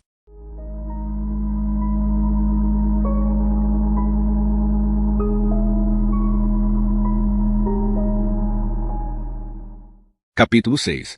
Essa foi a semana em que Melinda Moores, a mulher do diretor, voltou de Indianola para casa. Os médicos tinham terminado com ela. Já tinham as chapas de raio-x do tumor na cabeça dela. Tinham documentado a fraqueza na mão dela e as dores paralisantes que a trespassavam quase constantemente àquela altura e tinham terminado com ela. Deram ao marido uma porção de pílulas contendo morfina e mandaram Melinda para casa, para morrer. Hal Moores tinha um pouco de licença de saúde acumulada. Não muito. Naquela época não davam muito, mas ele tirou o que tinha a fim de poder ajudá-la a fazer o que precisava fazer. Minha mulher e eu fomos vê-la uns 3 dias depois que ela tinha voltado para casa. Antes telefonei e Hal disse que sim, que seria ótimo. Melinda estava tendo um dia bom e gostaria de nos ver. Detesto visitas desse tipo, disse para Janice, quando íamos de carro para a casinha onde os Moores tinham passado a maior parte da vida de casados. Como todo mundo, meu bem, retrucou ela, e deu uns tapinhas na minha mão. Nós vamos suportar bem, como ela está suportando. Espero que seja assim. Encontramos Melinda na sala de visitas, plantada sob um facho luminoso de um sol de outubro quente demais para a época do ano, e meu primeiro pensamento, chocado, foi de que ela tinha perdido 45 quilos. É claro que não era isso. Se ela tivesse perdido tanto peso assim, mal estaria ali. Mas aquela foi a reação inicial do meu cérebro ao que os meus olhos estavam informando. Seu rosto tinha cedido para revelar a forma do crânio subjacente e a pele estava branca como pergaminho. Havia olheiras fundas debaixo dos olhos. E foi a primeira vez em que a vi sentada na sua cadeira de balanço, sem o colo cheio de costura, seu pedaço de lã para tecer e fazer um tapete. Ela estava simplesmente sentada ali, como uma pessoa numa estação de trem. Melinda, falou minha mulher num tom cálido. Acho que estava tão chocada quanto eu, talvez até mais, porém ela disfarçou de forma esplêndida, como algumas mulheres parecem ser capazes de fazer.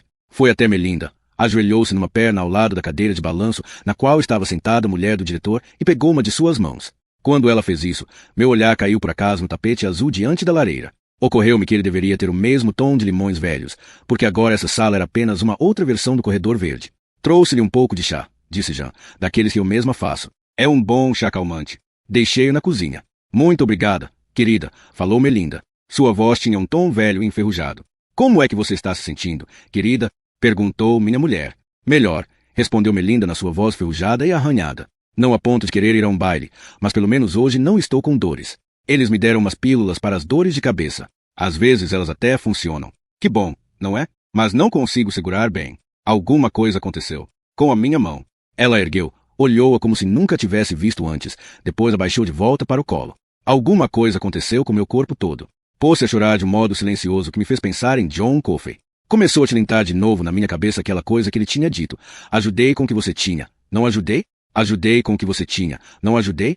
Como uma rima da qual não conseguisse me livrar. Hal apareceu nesse momento. Agarrou-me pela gola, e pode acreditar quando digo que fiquei contente de ser agarrado pela gola. Fomos para a cozinha e ele me serviu meia dose de uísque branco, coisa forte recém-saída do alambique de alguém do interior. Batemos nossos copos num brinde e depois bebemos. O líquido desceu queimando como óleo combustível, mas desabrochou como uma flor celestial ao chegar à barriga. Mesmo assim, Quando Moores inclinou a jarra na minha direção, perguntando-me silenciosamente se queria mais, sacudi a cabeça negativamente e afastei-a com um gesto da mão.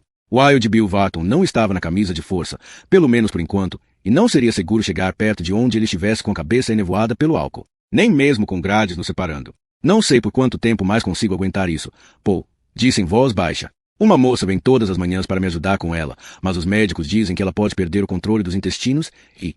Parou, engolindo em seco, se esforçando muito para não tornar a chorar na minha frente. Vá levando o melhor que puder, disse eu. Estendi a mão por cima da mesa e apertei rapidamente sua mão trêmula e com manchas senis. Vá fazendo isso um dia depois do outro e deixe o resto com Deus. Não há mais nada que você possa fazer. Ah, acho que não. Mas é duro, Paul. Rezo para que você nunca tenha que descobrir como é duro. Fez um esforço para se recompor. Agora, conte-me as novidades. Como é que está indo com William Varton? E como está se arranjando com Percy Vetmore? Falamos de assuntos de trabalho durante algum tempo, e assim passamos o período da visita. Depois, em todo o trajeto de volta para casa, com minha mulher sentada no lugar do passageiro ao meu lado, em silêncio durante o tempo quase todo, com os olhos rasos d'água e pensativa, as palavras de Coffey davam voltas na minha cabeça como o Sr. Guizos rodando dentro da cela de Delacroix. Ajudei com o que você tinha. Não ajudei? É terrível, falou minha mulher a certa altura, num tom desanimado. E não há nada que alguém possa fazer para ajudá-la. Assenti com a cabeça e pensei, ajudei com o que você tinha. Não ajudei? Mas era maluquice e tentei o mais que pude expulsar isso da mente. Ao entrarmos pelo caminho de acesso, ela finalmente falou pela segunda vez, não sobre sua velha amiga Melinda, mas sobre minha infecção urinária. Ela queria saber se tinha realmente acabado. Acabou realmente, respondi-lhe. Curado. Está ótimo. Então, disse ela e beijou-me acima da sobrancelha, naquele lugar que me fazia estremecer. Talvez devêssemos, você sabe, fazer umas coisinhas. Isto é, se você tiver tempo e disposição para isso. Tendo muito do segundo e o bastante do primeiro, tomei-a pela mão, levei-a para o dormitório do fundo da casa e tirei suas roupas enquanto ela acariciava a parte de mim que inchou pulsou, mas não doeu mais. Quando me movi para dentro da sua doçura, deslizando por ela daquele jeito lento de que ela gostava, de que nós dois gostávamos, pensei em John Coffey dizendo que tinha ajudado. Tinha ajudado, não tinha? Como o trecho de uma canção que não sai da cabeça até que esteja danada de boa e pronta. Mais tarde, quando estava indo de carro para a prisão, comecei a pensar que muito em breve teríamos que começar a ensaiar para a execução de Delacroix. Esse pensamento levou-me ao de que Percy iria estar no lugar principal. Dessa vez senti um calafrio de temor. Disse a mim mesmo que simplesmente fosse em frente, uma execução apenas e muito provavelmente estaríamos livres de Percy Vetmore para sempre. Mas ainda sentia aquele calafrio, como se a infecção de que tinha estado sofrendo não tivesse terminado coisa nenhuma, mas apenas trocado de lugar, deixando de queimar-me o baixo ventre para congelar-me a espinha.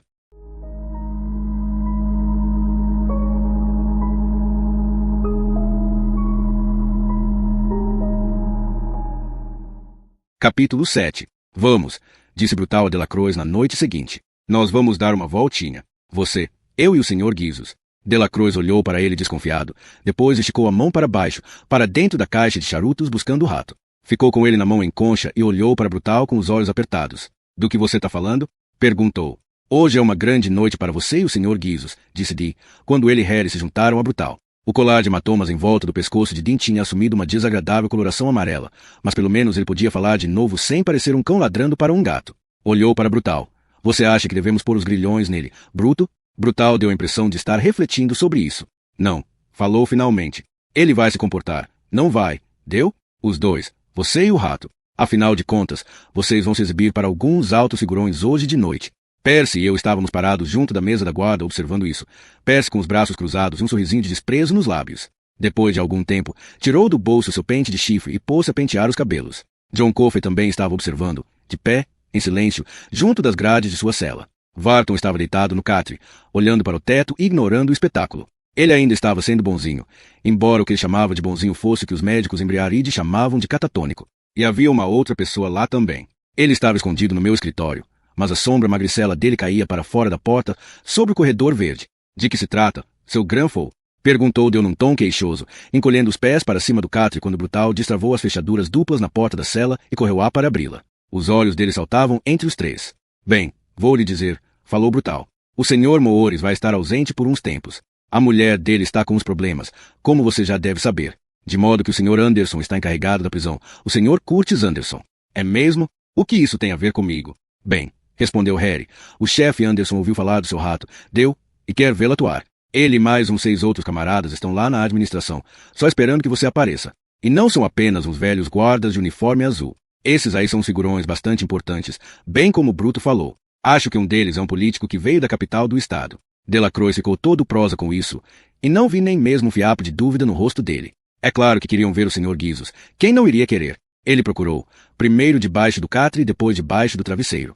Acabou encontrando uma daquelas balas grandes, cor-de-rosa, de hortelã e o carretel de cores vivas. Lançou um olhar indagador para Brutal, que concordou com a cabeça. Tá, acho que o que eles estão mesmo secos para ver é o número com carretel, mas o modo como ele come essas balas de hortelã também é danado de engraçadinho. E não se esqueça da caixa de charutos.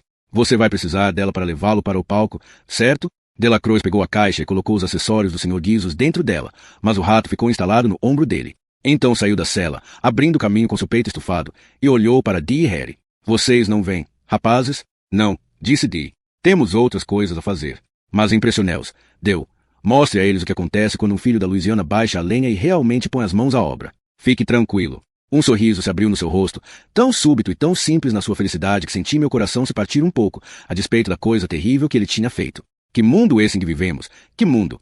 Delacroix virou-se para John Coffey, com quem tinha estabelecido uma amizade hesitante, que não diferia muito da centena de outras amizades que eu já tinha visto na Casa da Morte. Impressione-os. Deu. Falou Coffey com a voz séria. Mostre a eles todos os truques dele.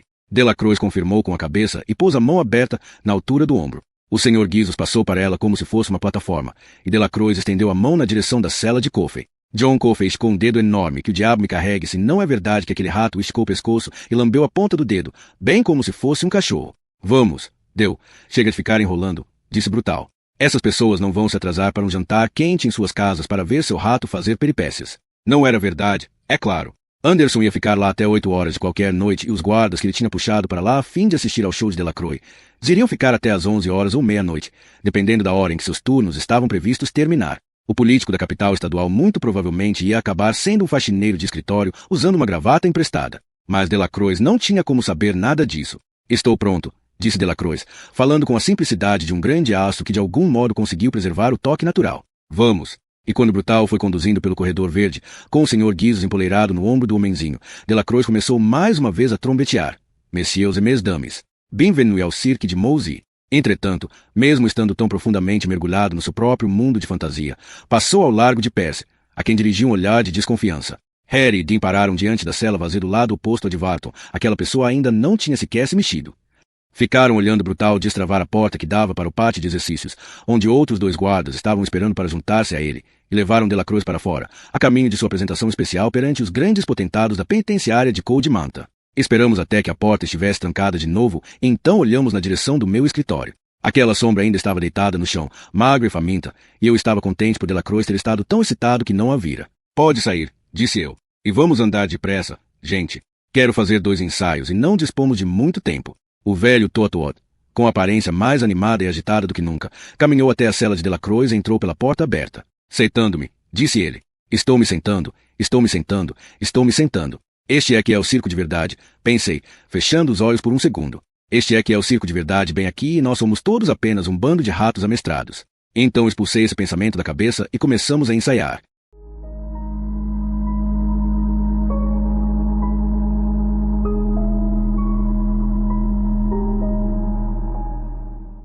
Capítulo 8. O primeiro ensaio correu bem e o segundo idem. Percy se saiu melhor do que eu poderia ter esperado nos meus sonhos mais alucinados. Isso não queria dizer que as coisas andariam direito quando chegasse a hora de verdade para o Cajun caminhar pelo corredor verde, mas era um grande passo na direção certa. Ocorreu-me que tinha ido bem porque Percy, depois de muito tempo, estava afinal fazendo algo pelo que se interessava. Isso me provocou um surto de desprezo, mas afastei-o logo. Que importância tinha? Ele ia pôr o capacete em Delacroix, rodar a eletricidade e depois ambos iriam embora. Se isso não era um final feliz, o que seria? E, como Moores tinha assinalado, os bagos de Delacroix iam ser fritados independentemente de quem estivesse no lugar principal. Ainda assim, Percy se tinha mostrado bem no seu novo papel, e ele sabia disso. Nós todos o sabíamos. Quanto a mim, estava aliviado demais para detestá-lo muito, pelo menos por enquanto. Parecia que as coisas iam dar certo. Fiquei ainda mais aliviado quando constatei que Percy de fato prestava atenção quando sugeríamos algumas coisas que podiam melhorar ainda mais o seu desempenho, ou pelo menos reduzir a possibilidade de alguma coisa dar errado. Se quer saber a verdade, ficamos bastante entusiasmados com isso. Até Dee, que geralmente ficava bem afastado de Percy tanto física como mentalmente, quando lhe era possível. Suponho que nada disso fosse de surpreender. Aliás, para a maioria dos homens, nada é mais lisonjeiro do que ter uma pessoa jovem de fato prestando atenção ao conselho que lhe é dado, e nesse sentido nós não éramos diferentes. Em consequência, nenhum dentre nós notou que Wild Bill Varton não estava mais olhando para o teto. Isso inclui a mim, mas eu sei que ele não estava. Ele estava olhando para nós, enquanto ficamos ali junto da mesa da guarda, conversando e dando conselhos a Percy. Dando-lhe conselhos. E ele fazendo de conta que estava prestando atenção. Que piada, considerando como as coisas terminaram. O ruído de uma chave girando na fechadura da porta que dava para o pátio de exercícios pôs fim à nossa pequena sessão de crítica pós-ensaio. Dee lançou um olhar de advertência para Percy. Nem uma palavra, nem um olhar errado. Falou. Não queremos que eles saibam o que estivemos fazendo. Não é bom para eles. Deixe-os perturbados. Percy confirmou com a cabeça e passou um dedo por cima dos lábios num gesto de bico calado que era para ser engraçado, e não foi. A porta do pátio de exercício se abriu e Delacroix entrou, escoltado por Brutal, que carregava a caixa de charutos com carretel colorido dentro, da maneira como o assistente do mágico num espetáculo de variedades carregaria os acessórios do chefe para fora do palco ao final do número. O Sr. Guizos estava empoleirado no ombro de Delacroix. E o próprio Delacroix? Vou lhe dizer uma coisa, Lily Langtry não poderia ter um ar mais fulgurante depois de se apresentar na Casa Branca. Eles adoram o Sr. Guizos, proclamou Delacroix. Eles riem e aplaudem com gritos e com palmas. Bem, isso é excelente, disse Percy. Falou de um jeito condescendente, patronal, que não parecia em absoluto com o Percy de antes. Pule de volta para sua cela, veterano. Delacroix lançou-lhe um olhar cômico de desconfiança e o Percy que conhecíamos floresceu. Arreganhou os dentes num rosnado de brincadeira e fingiu que ia agarrar Delacroix. É claro que era uma brincadeira. Percy estava contente, sem nenhuma disposição de agarrá-lo. Porém, Delacroix não sabia disso. Deu um salto para trás com uma expressão de medo e decepção e tropeçou num dos pés imensos de Brutal. Caiu feio, batendo com a parte de trás da cabeça no linóleo. O Sr. Guizos saltou a tempo de evitar ser esmagado e foi dando gritinhos pelo corredor verde para a cela de Delacroix. Delacroix se levantou, deu um único olhar cheio de raiva para Percy, que estava dando risadinhas, depois saiu correndo atrás de seu bicho de estimação, chamando por ele e esfregando a parte de trás da cabeça. Brutal, que não sabia que Percy tinha dado sinais animadores de estar realmente fazendo seu trabalho, para variar, dirigiu um olhar de desprezo para Percy e foi atrás de Deu, sacudindo as chaves do molho. Acho que o que aconteceu a seguir se deu porque Percy estava de fato impelido a se desculpar. Sei que é difícil de acreditar, mas naquele dia ele estava num estado de ânimo extraordinário. Se foi verdade, apenas prova um velho cínico dito que escutei um dia, algo sobre como nenhuma boa ação deixa de ser castigada. Você se lembra de eu lhe contar como, depois que ele tinha perseguido o rato até Solitária numa daquelas duas ocasiões, antes de Delacroix se juntar a nós, Percy tinha chegado um pouco perto demais à cela do presidente? Era perigoso fazer isso, razão pela qual o corredor verde era tão largo. Quando você caminhava bem pelo meio dele, não podia ser alcançado de nenhum dos dois lados das celas. O presidente não fizera nada a Percy, mas lembro-me de ter pensado que Arlen Bitterbook poderia ter feito algo se tivesse sido para perto dele que Percy tivesse chegado. Só para lhe dar uma lição. Pois bem, o presidente e o cacique tinham ambos partido, porém Wild Bill Watton tinha tomado seu lugar. Ele tinha piores modos do que o presidente ou o cacique jamais tinham sonhado em ter e havia observado toda a nossa encenação, esperando ter uma oportunidade de também aparecer no palco. Essa oportunidade agora lhe caiu no colo, por cortesia de Percy Vetmore. Ei, Deu, falou Percy em voz alta, meio rindo, começando a ir atrás de Brutal e Delacroix, e sem perceber, descambando perto demais para o lado de Watton no corredor verde. Ei, seu merda dormente, não fiz isso para valer. Você está todo furi. Num relance, Watton saltou do catre e estava junto das grades da cela. Nunca, em todo o meu tempo como guarda, vi alguém se mover tão rápido, incluindo alguns dos rapazes atléticos com que Brutal e eu trabalhamos depois no reformatório de menores. Projetou os braços através das grades e agarrou Percy, primeiro pelos ombros da camisa do uniforme e depois pela garganta. Watton arrastou de encontro à porta da cela. Percy emitiu uns gritos agudos como um porco na rampa do matadouro e vi pelos seus olhos que ele estava pensando que ia morrer. Você é mesmo uma graça, sussurrou Watton. Uma mão deixou a garganta de Percy e passou pelos cabelos dele. Macios, disse ele, meio rindo, como os de uma moça. Acho que gostaria mais de meter no seu cozinho do que na xoxota da sua irmã. E chegou mesmo a beijar a orelha de Percy. Acho que Percy, que tinha feito Delacroix entrar no bloco de baixo de pancada por ter acidentalmente tocado sua virilha, lembra-se? Sabia exatamente o que estava acontecendo. Duvido que quisesse, mas acho que sabia. Seu rosto tinha perdido completamente a cor e as manchas nas suas bochechas se destacavam como sinais de nascença. Os olhos estavam inteiramente arregalados e lacrimejantes. Um fio de saliva escorria de um canto da boca trêmula. Tudo isso aconteceu depressa, começou e terminou em menos de 10 segundos, diria eu. Harry e eu avançamos, os cacetetes erguidos. Dee sacou o revólver. Mas antes que as coisas pudessem avançar mais alguns centímetros, Watton soltou Percy e deu um passo para trás, levantando as mãos acima dos ombros e abrindo seu sorriso úmido. Já soltei. Tava só brincando e já soltei, disse ele. Nem cheguei a danificar um único cabelo na cabeça bonita desse menino, de modo que vocês não têm nada que ir me meter naquele maldito quarto acolchoado de novo. Percy Vetmore se lançou rapidamente para o outro lado do corredor verde e ficou encolhido de encontro à porta de grades da cela vazia que ficava em frente, respirando tão depressa e com tanto barulho que mais parecia que estava soluçando. Finalmente ele tinha recebido lição de se manter no centro do corredor e longe de um ataque súbito, dos dentes que mordem e das garras que agarram. Achei que era uma lição de que ele ia se recordar por mais tempo do que qualquer conselho que nós lhe tínhamos dado durante nossos ensaios. Seu rosto tinha uma expressão de terror absoluto e seus preciosos cabelos estavam inteiramente despenteados pela primeira vez desde que conhecera, todos em tufos e desgrenhados. Tinha o ar de quem acabava de escapar por pouco de ser estuprado. Houve um momento de paralisação total, uma calma tão densa que o único som era o assobio soluçado da respiração de Percy. Ela foi interrompida por uma risada cacarejada, tão repentina e tão alucinada que por si só já foi chocante. Pensei logo em Varton, mas não era ele. Era Delacroix, de pé ante a porta aberta da sua cela e apontando para Percy. O rato estava de volta no seu ombro e Delacroix tinha a aparência de um feiticeiro pequeno, mas malévolo, com um diabinho e tudo. Olhe só para ele, mijou nas calças. Berrou Delacroix. Vejam o que o grande homem fez. Bate nas outras pessoas com bastão, mas ao ir um bocado mal vais homem. Mas quando alguém toca nele, ele molha a calça igualzinho a um bebê. Ele ria e apontava, todo o seu medo e ódio de Percy extravasando naquela risada de deboche. Percy olhou fixo para ele, aparentemente incapaz de se mover ou de falar. Varton voltou às grades da cela, olhou para baixo, para a mancha escura na frente da calça de Percy. Era pequena, mas estava ali, e não havia nenhuma dúvida sobre o que era, e abriu um sorriso. Alguém devia comprar uma fralda para o garoto durão.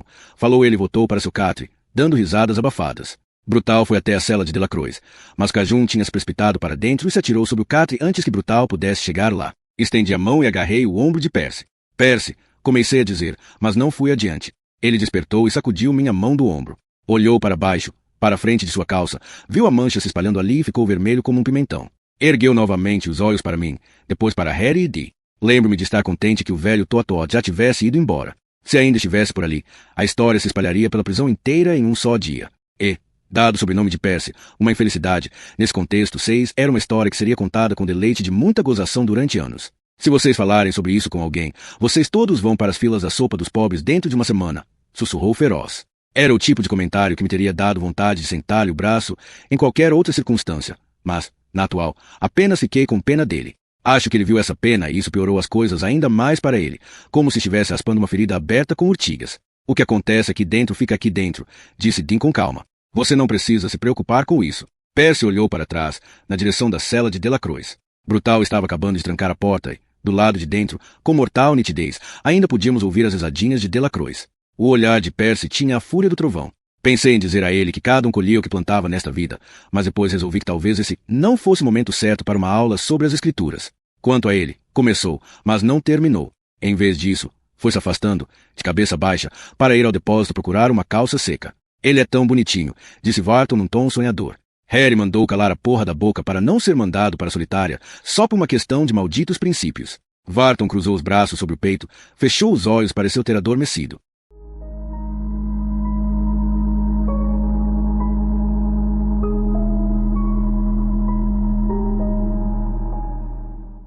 Capítulo 9. A noite anterior à execução de Delacroix chegou mais quente e mais úmida do que nunca, 27 graus Celsius pelo termômetro do lado de fora da janela da sala de controle da administração, quando bati o ponto às 6. Pense nisso, 27 graus Celsius no final de outubro e o trovão roncando lá no oeste como faz em julho.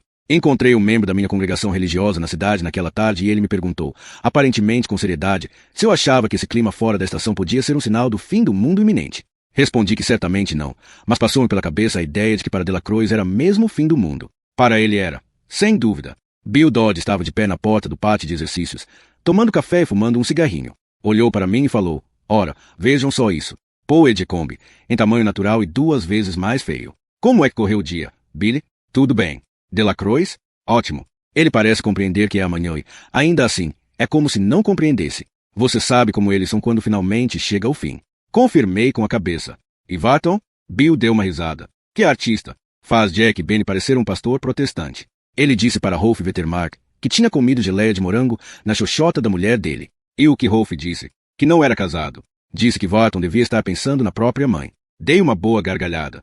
Isso era engraçado mesmo, de um jeito meio vulgar. E era bom simplesmente poder rir sem sentir como se alguém estivesse acendendo fósforos nas minhas entranhas. Bill riu comigo. Depois despejou o resto do café no pátio, onde não havia ninguém além de uns poucos presos de confiança vagueando, a maioria dos quais estava ali há uns 1000 anos. De algum lugar bem distante vieram trovoadas, e o clarão difuso de relâmpagos de calor se espalhou no céu escuro sobre nossas cabeças. Bill olhou inquieto para cima, o riso sumindo. Mas vou lhe dizer uma coisa, falou. Não gosto muito desse tempo. Parece que alguma coisa está para acontecer. Alguma coisa ruim. Nisso ele estava certo. A coisa ruim aconteceu bem por volta de 21h45 naquela noite. Foi quando Percy matou o Sr. Guizos.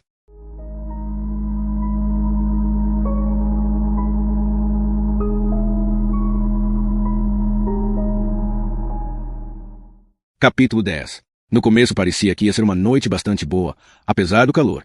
John Coffey estava sendo a pessoa tranquila de sempre. Wild Bill estava se fazendo de Mild Bill 7 e Delacroix estava num bom estado de ânimo para um homem que tinha um encontro marcado com a velha fagulha em torno de um pouco mais de 24 horas. Ele de fato compreendia o que lhe ia acontecer, pelo menos no nível mais elementar. Tinha pedido pimenta para sua última refeição e me deu instruções especiais para passar à cozinha.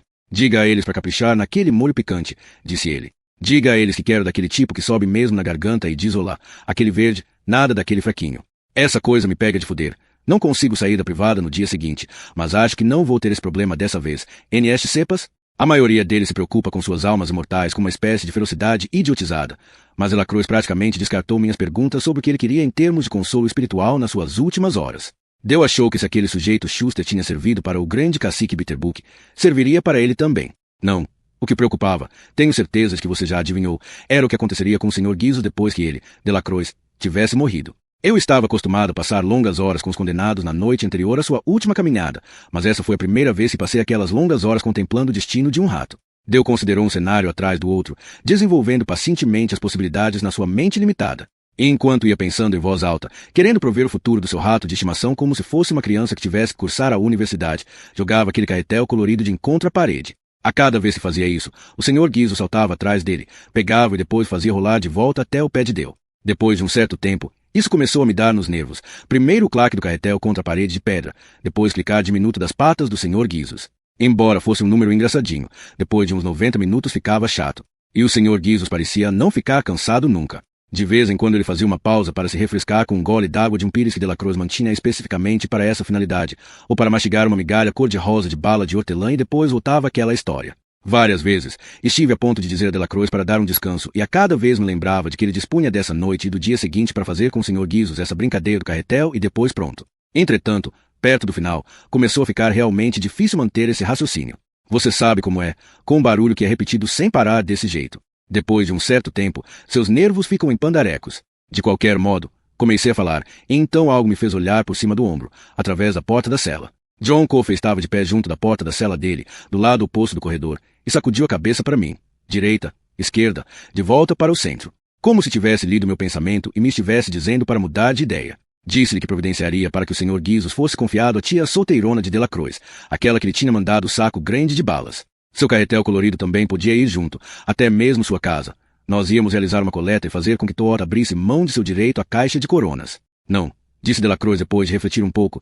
Teve tempo para tirar o carretel contra a parede pelo menos 5 vezes, com o Sr. Guizos empurrando de volta com o focinho ou com as patas. Isso não ia dar certo. A tia Hermione estava muito velha, não ia entender o jeito brincalhão do Sr. Guizos. Imagine se o Sr. Guizos vivesse mais do que ela. O que seria dele então? Não, a tia Hermione simplesmente não servia.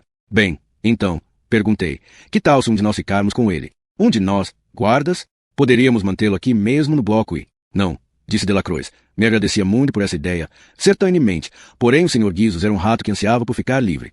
Ele, Eduardo Delacroix, sabia disso porque o Sr. Guizos tinha, como você já adivinhou, sussurrado essa informação no seu ouvido. Está bem, falei. Um de nós o levará para casa. Deu. Talvez de. Ele tem um filho pequeno que adoraria um rato de estimação. Aposto. Delacroix ficou realmente pálido de horror ante essa ideia. Um garotinho encarregado de um gênio roedor como o Sr. Guizos? Como? Em nome de Le Bon Dieu, podia-se esperar que um garotinho mantivesse seu treinamento em dia e muito menos ensinar-lhe novos truques. E imagine se o garoto perdesse o interesse e se esquecesse de alimentá-lo por 2 ou 3 dias seguidos.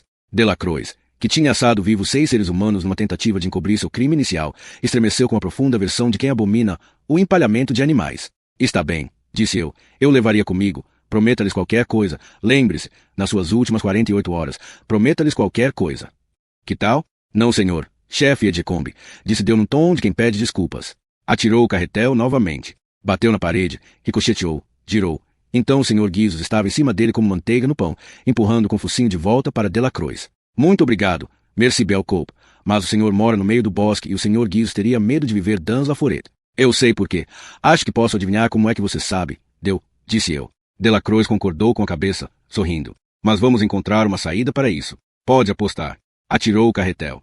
O Sr. Guizos disparou atrás dele. Tentei não fazer uma careta. No fim, foi Brutal quem salvou a lavoura. Estava junto da mesa da guarda, olhando Dee e Harry jogarem dominó.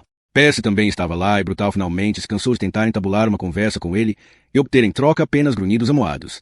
Veio caminhando até onde eu estava sentado num banquinho, do lado de fora da cela de Delacroix, e ficou ali ouvindo-nos falar, com os braços cruzados. Que tal, Mouseville? Perguntou Brutal em meio ao silêncio pensativo que se seguirá a rejeição por Delacroix de minha casa velha e assustadora lá no meio do mato. Ele lançou a sugestão num tom de voz natural de apenas uma ideia. Mouseville? Perguntou Delacroix, dirigindo para Brutal um olhar ao mesmo tempo espantado e interessado. Que Mouseville?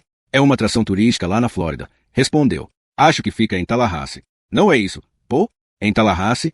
É, disse eu, falando sem hesitar um segundo, pensando Deus abençoe Brutus Ovel. Tallahassee. Bem adiante na estrada, passando a Universidade Canina. Brutal torceu a boca ao ouvir isso e achei que ele ia estragar a história caindo na gargalhada, mas conseguiu se controlar e confirmou com a cabeça. Mas imaginei que ia ouvir por conta dessa Universidade Canina mais tarde. Dessa vez eu não atirou o carretel, embora o Sr. Guizos estivesse de pé sobre seu chinelo, com as patas dianteiras erguidas, visivelmente seco por outra oportunidade de sair correndo atrás. O Cajun olhou de Brutal para mim e de volta para Brutal. O que eles fazem em Mouseville? Indagou. Você acha que aceitarão o Sr. Guizos? Perguntou-me Brutal, ao mesmo tempo ignorando Deu e atraindo para o jogo. Você acha que ele tem as qualidades necessárias? Pô? Tentei assumir um tom de reflexão. Sabe, respondi, quanto mais penso no assunto, mais me parece uma ideia brilhante. Pelo canto do olho vi Percy se aproximar pelo corredor até a metade da distância, mantendo-se bem ao largo da cela de Varton. Ficou com o ombro encostado numa cela vazia, escutando, com um sorrisinho de desprezo nos lábios. O que é esse Mouseville? Perguntou Deu, agora desesperado por saber. Uma atração turística, como lhe disse, falou Brutal. Lá tem, não sei, mais ou menos uma centena de ratos. Não é assim, pô? É mais para 150 hoje em dia, retruquei. É um grande êxito. Ouvi dizer que estão cogitando abrir uma na Califórnia e chamá-la de Mouseville West, de tão bem que negócio está indo. Acho que ratos amestrados vão entrar na moda com o pessoal elegante. Eu, pessoalmente, não entendo disso. Deu ficou sentado, com o carretel na mão, olhando para nós, sua própria situação esquecida naquele momento. Eles só aceitam os ratos mais inteligentes, advertiu Brutal. Os que sabem fazer truques. E não podem ser ratos brancos, porque eles são ratos de lojas de animais de estimação. Ratos de lojas de animais de estimação. É isso mesmo, pode apostar, disse Delacroix furioso. Detesto esses ratos de lojas de animais de estimação. E o que eles têm? Falou Brutal, agora com um olhar distante, imaginando que descrevia. Essa tenda em que você entra. Como num cirque. Tem que pagar para entrar? Você tá brincando comigo? É claro que tem que pagar para entrar. 10 centavos por pessoa, 2 centavos para crianças pequenas. E tem essa espécie de cidade feita de caixinhas de plástico e rolos de papel higiênico, com janelas de mica para você poder ver o que eles estão fazendo lá dentro. Delacroix estava em êxtase agora. Então se virou para mim. O que é mica? É como o que tem na frente de um forno, para se poder ver lá dentro. Respondi. Ah, claro, aquela merda. Fez um movimento giratório com a mão para Brutal, querendo que ele continuasse, e os olhinhos de piche do Sr. Guizos praticamente deram uma volta nas órbitas, tentando mantê-los fixos no carretel. Era muito engraçado. Percy se aproximou um pouco mais, como se quisesse ver melhor, e vi John Coffey franzindo a testa para ele, mas eu estava envolto demais na fantasia de Brutal para dar muita atenção. Tratava-se de levar a novas alturas a arte de dizer para um condenado aquilo que ele queria ouvir. Acreditei-me, eu estava cheio de admiração. Bem, disse Brutal. Existe a cidade dos ratos, mas o que as crianças gostam mesmo de ver é o circo de estrelas de Mouseville, onde há ratos que trabalham no trapézio, ratos que fazem rolar essas barricas em miniatura, ratos que empilham moedas. É isso mesmo. Esse é o lugar para o Sr. Guizos, exclamou Delacroix. Seus olhos frescavam e suas bochechas estavam coradas. Ocorreu-me que Brutus Ovel era uma espécie de santo. No final das contas, você vai ser um rato de circo, Sr. Guizos. Vai viver numa cidade de ratos lá na Flórida, cheia de janelas de mica. Obaia! Atirou o carretel com mais força. Bateu na parte de baixo da parede, descreveu uma curva maluca e passou entre as grades da porta da cela, caindo no corredor. O Sr. Guizos disparou atrás dele e Percy viu sua oportunidade. Não, seu idiota! Berrou Brutal, mas Percy não lhe deu ouvidos. Bem quando o Sr. Guizos alcançou o carretel, concentrado demais nele para se dar conta de que seu velho inimigo estava por perto, Percy bateu com força a sola dura de uma botina negra em cima dele. Ouviu-se um estalido quando a espinha do Sr. Guizos se partiu e o sangue esguichou-lhe pela boca. Seus olhinhos pretos se esbugalharam nas órbitas e neles lia uma expressão de surpresa e angústia muito humana. Delacroix gritou de horror e sofrimento. Atirou-se no chão da cela e esticou os braços através das grades, o mais longe que podia, berrando sem parar o nome do rato. Percy voltou-se para ele, sorrindo. Para nós três. Pronto, falou. Eu sabia que, mais cedo ou mais tarde, ia pegá-lo. Na verdade, era só uma questão de tempo. Deu meia volta e foi andando pelo corredor verde, sem pressa, deixando o Sr. Guizos caído no linóleo numa poça cada vez maior, do seu próprio sangue.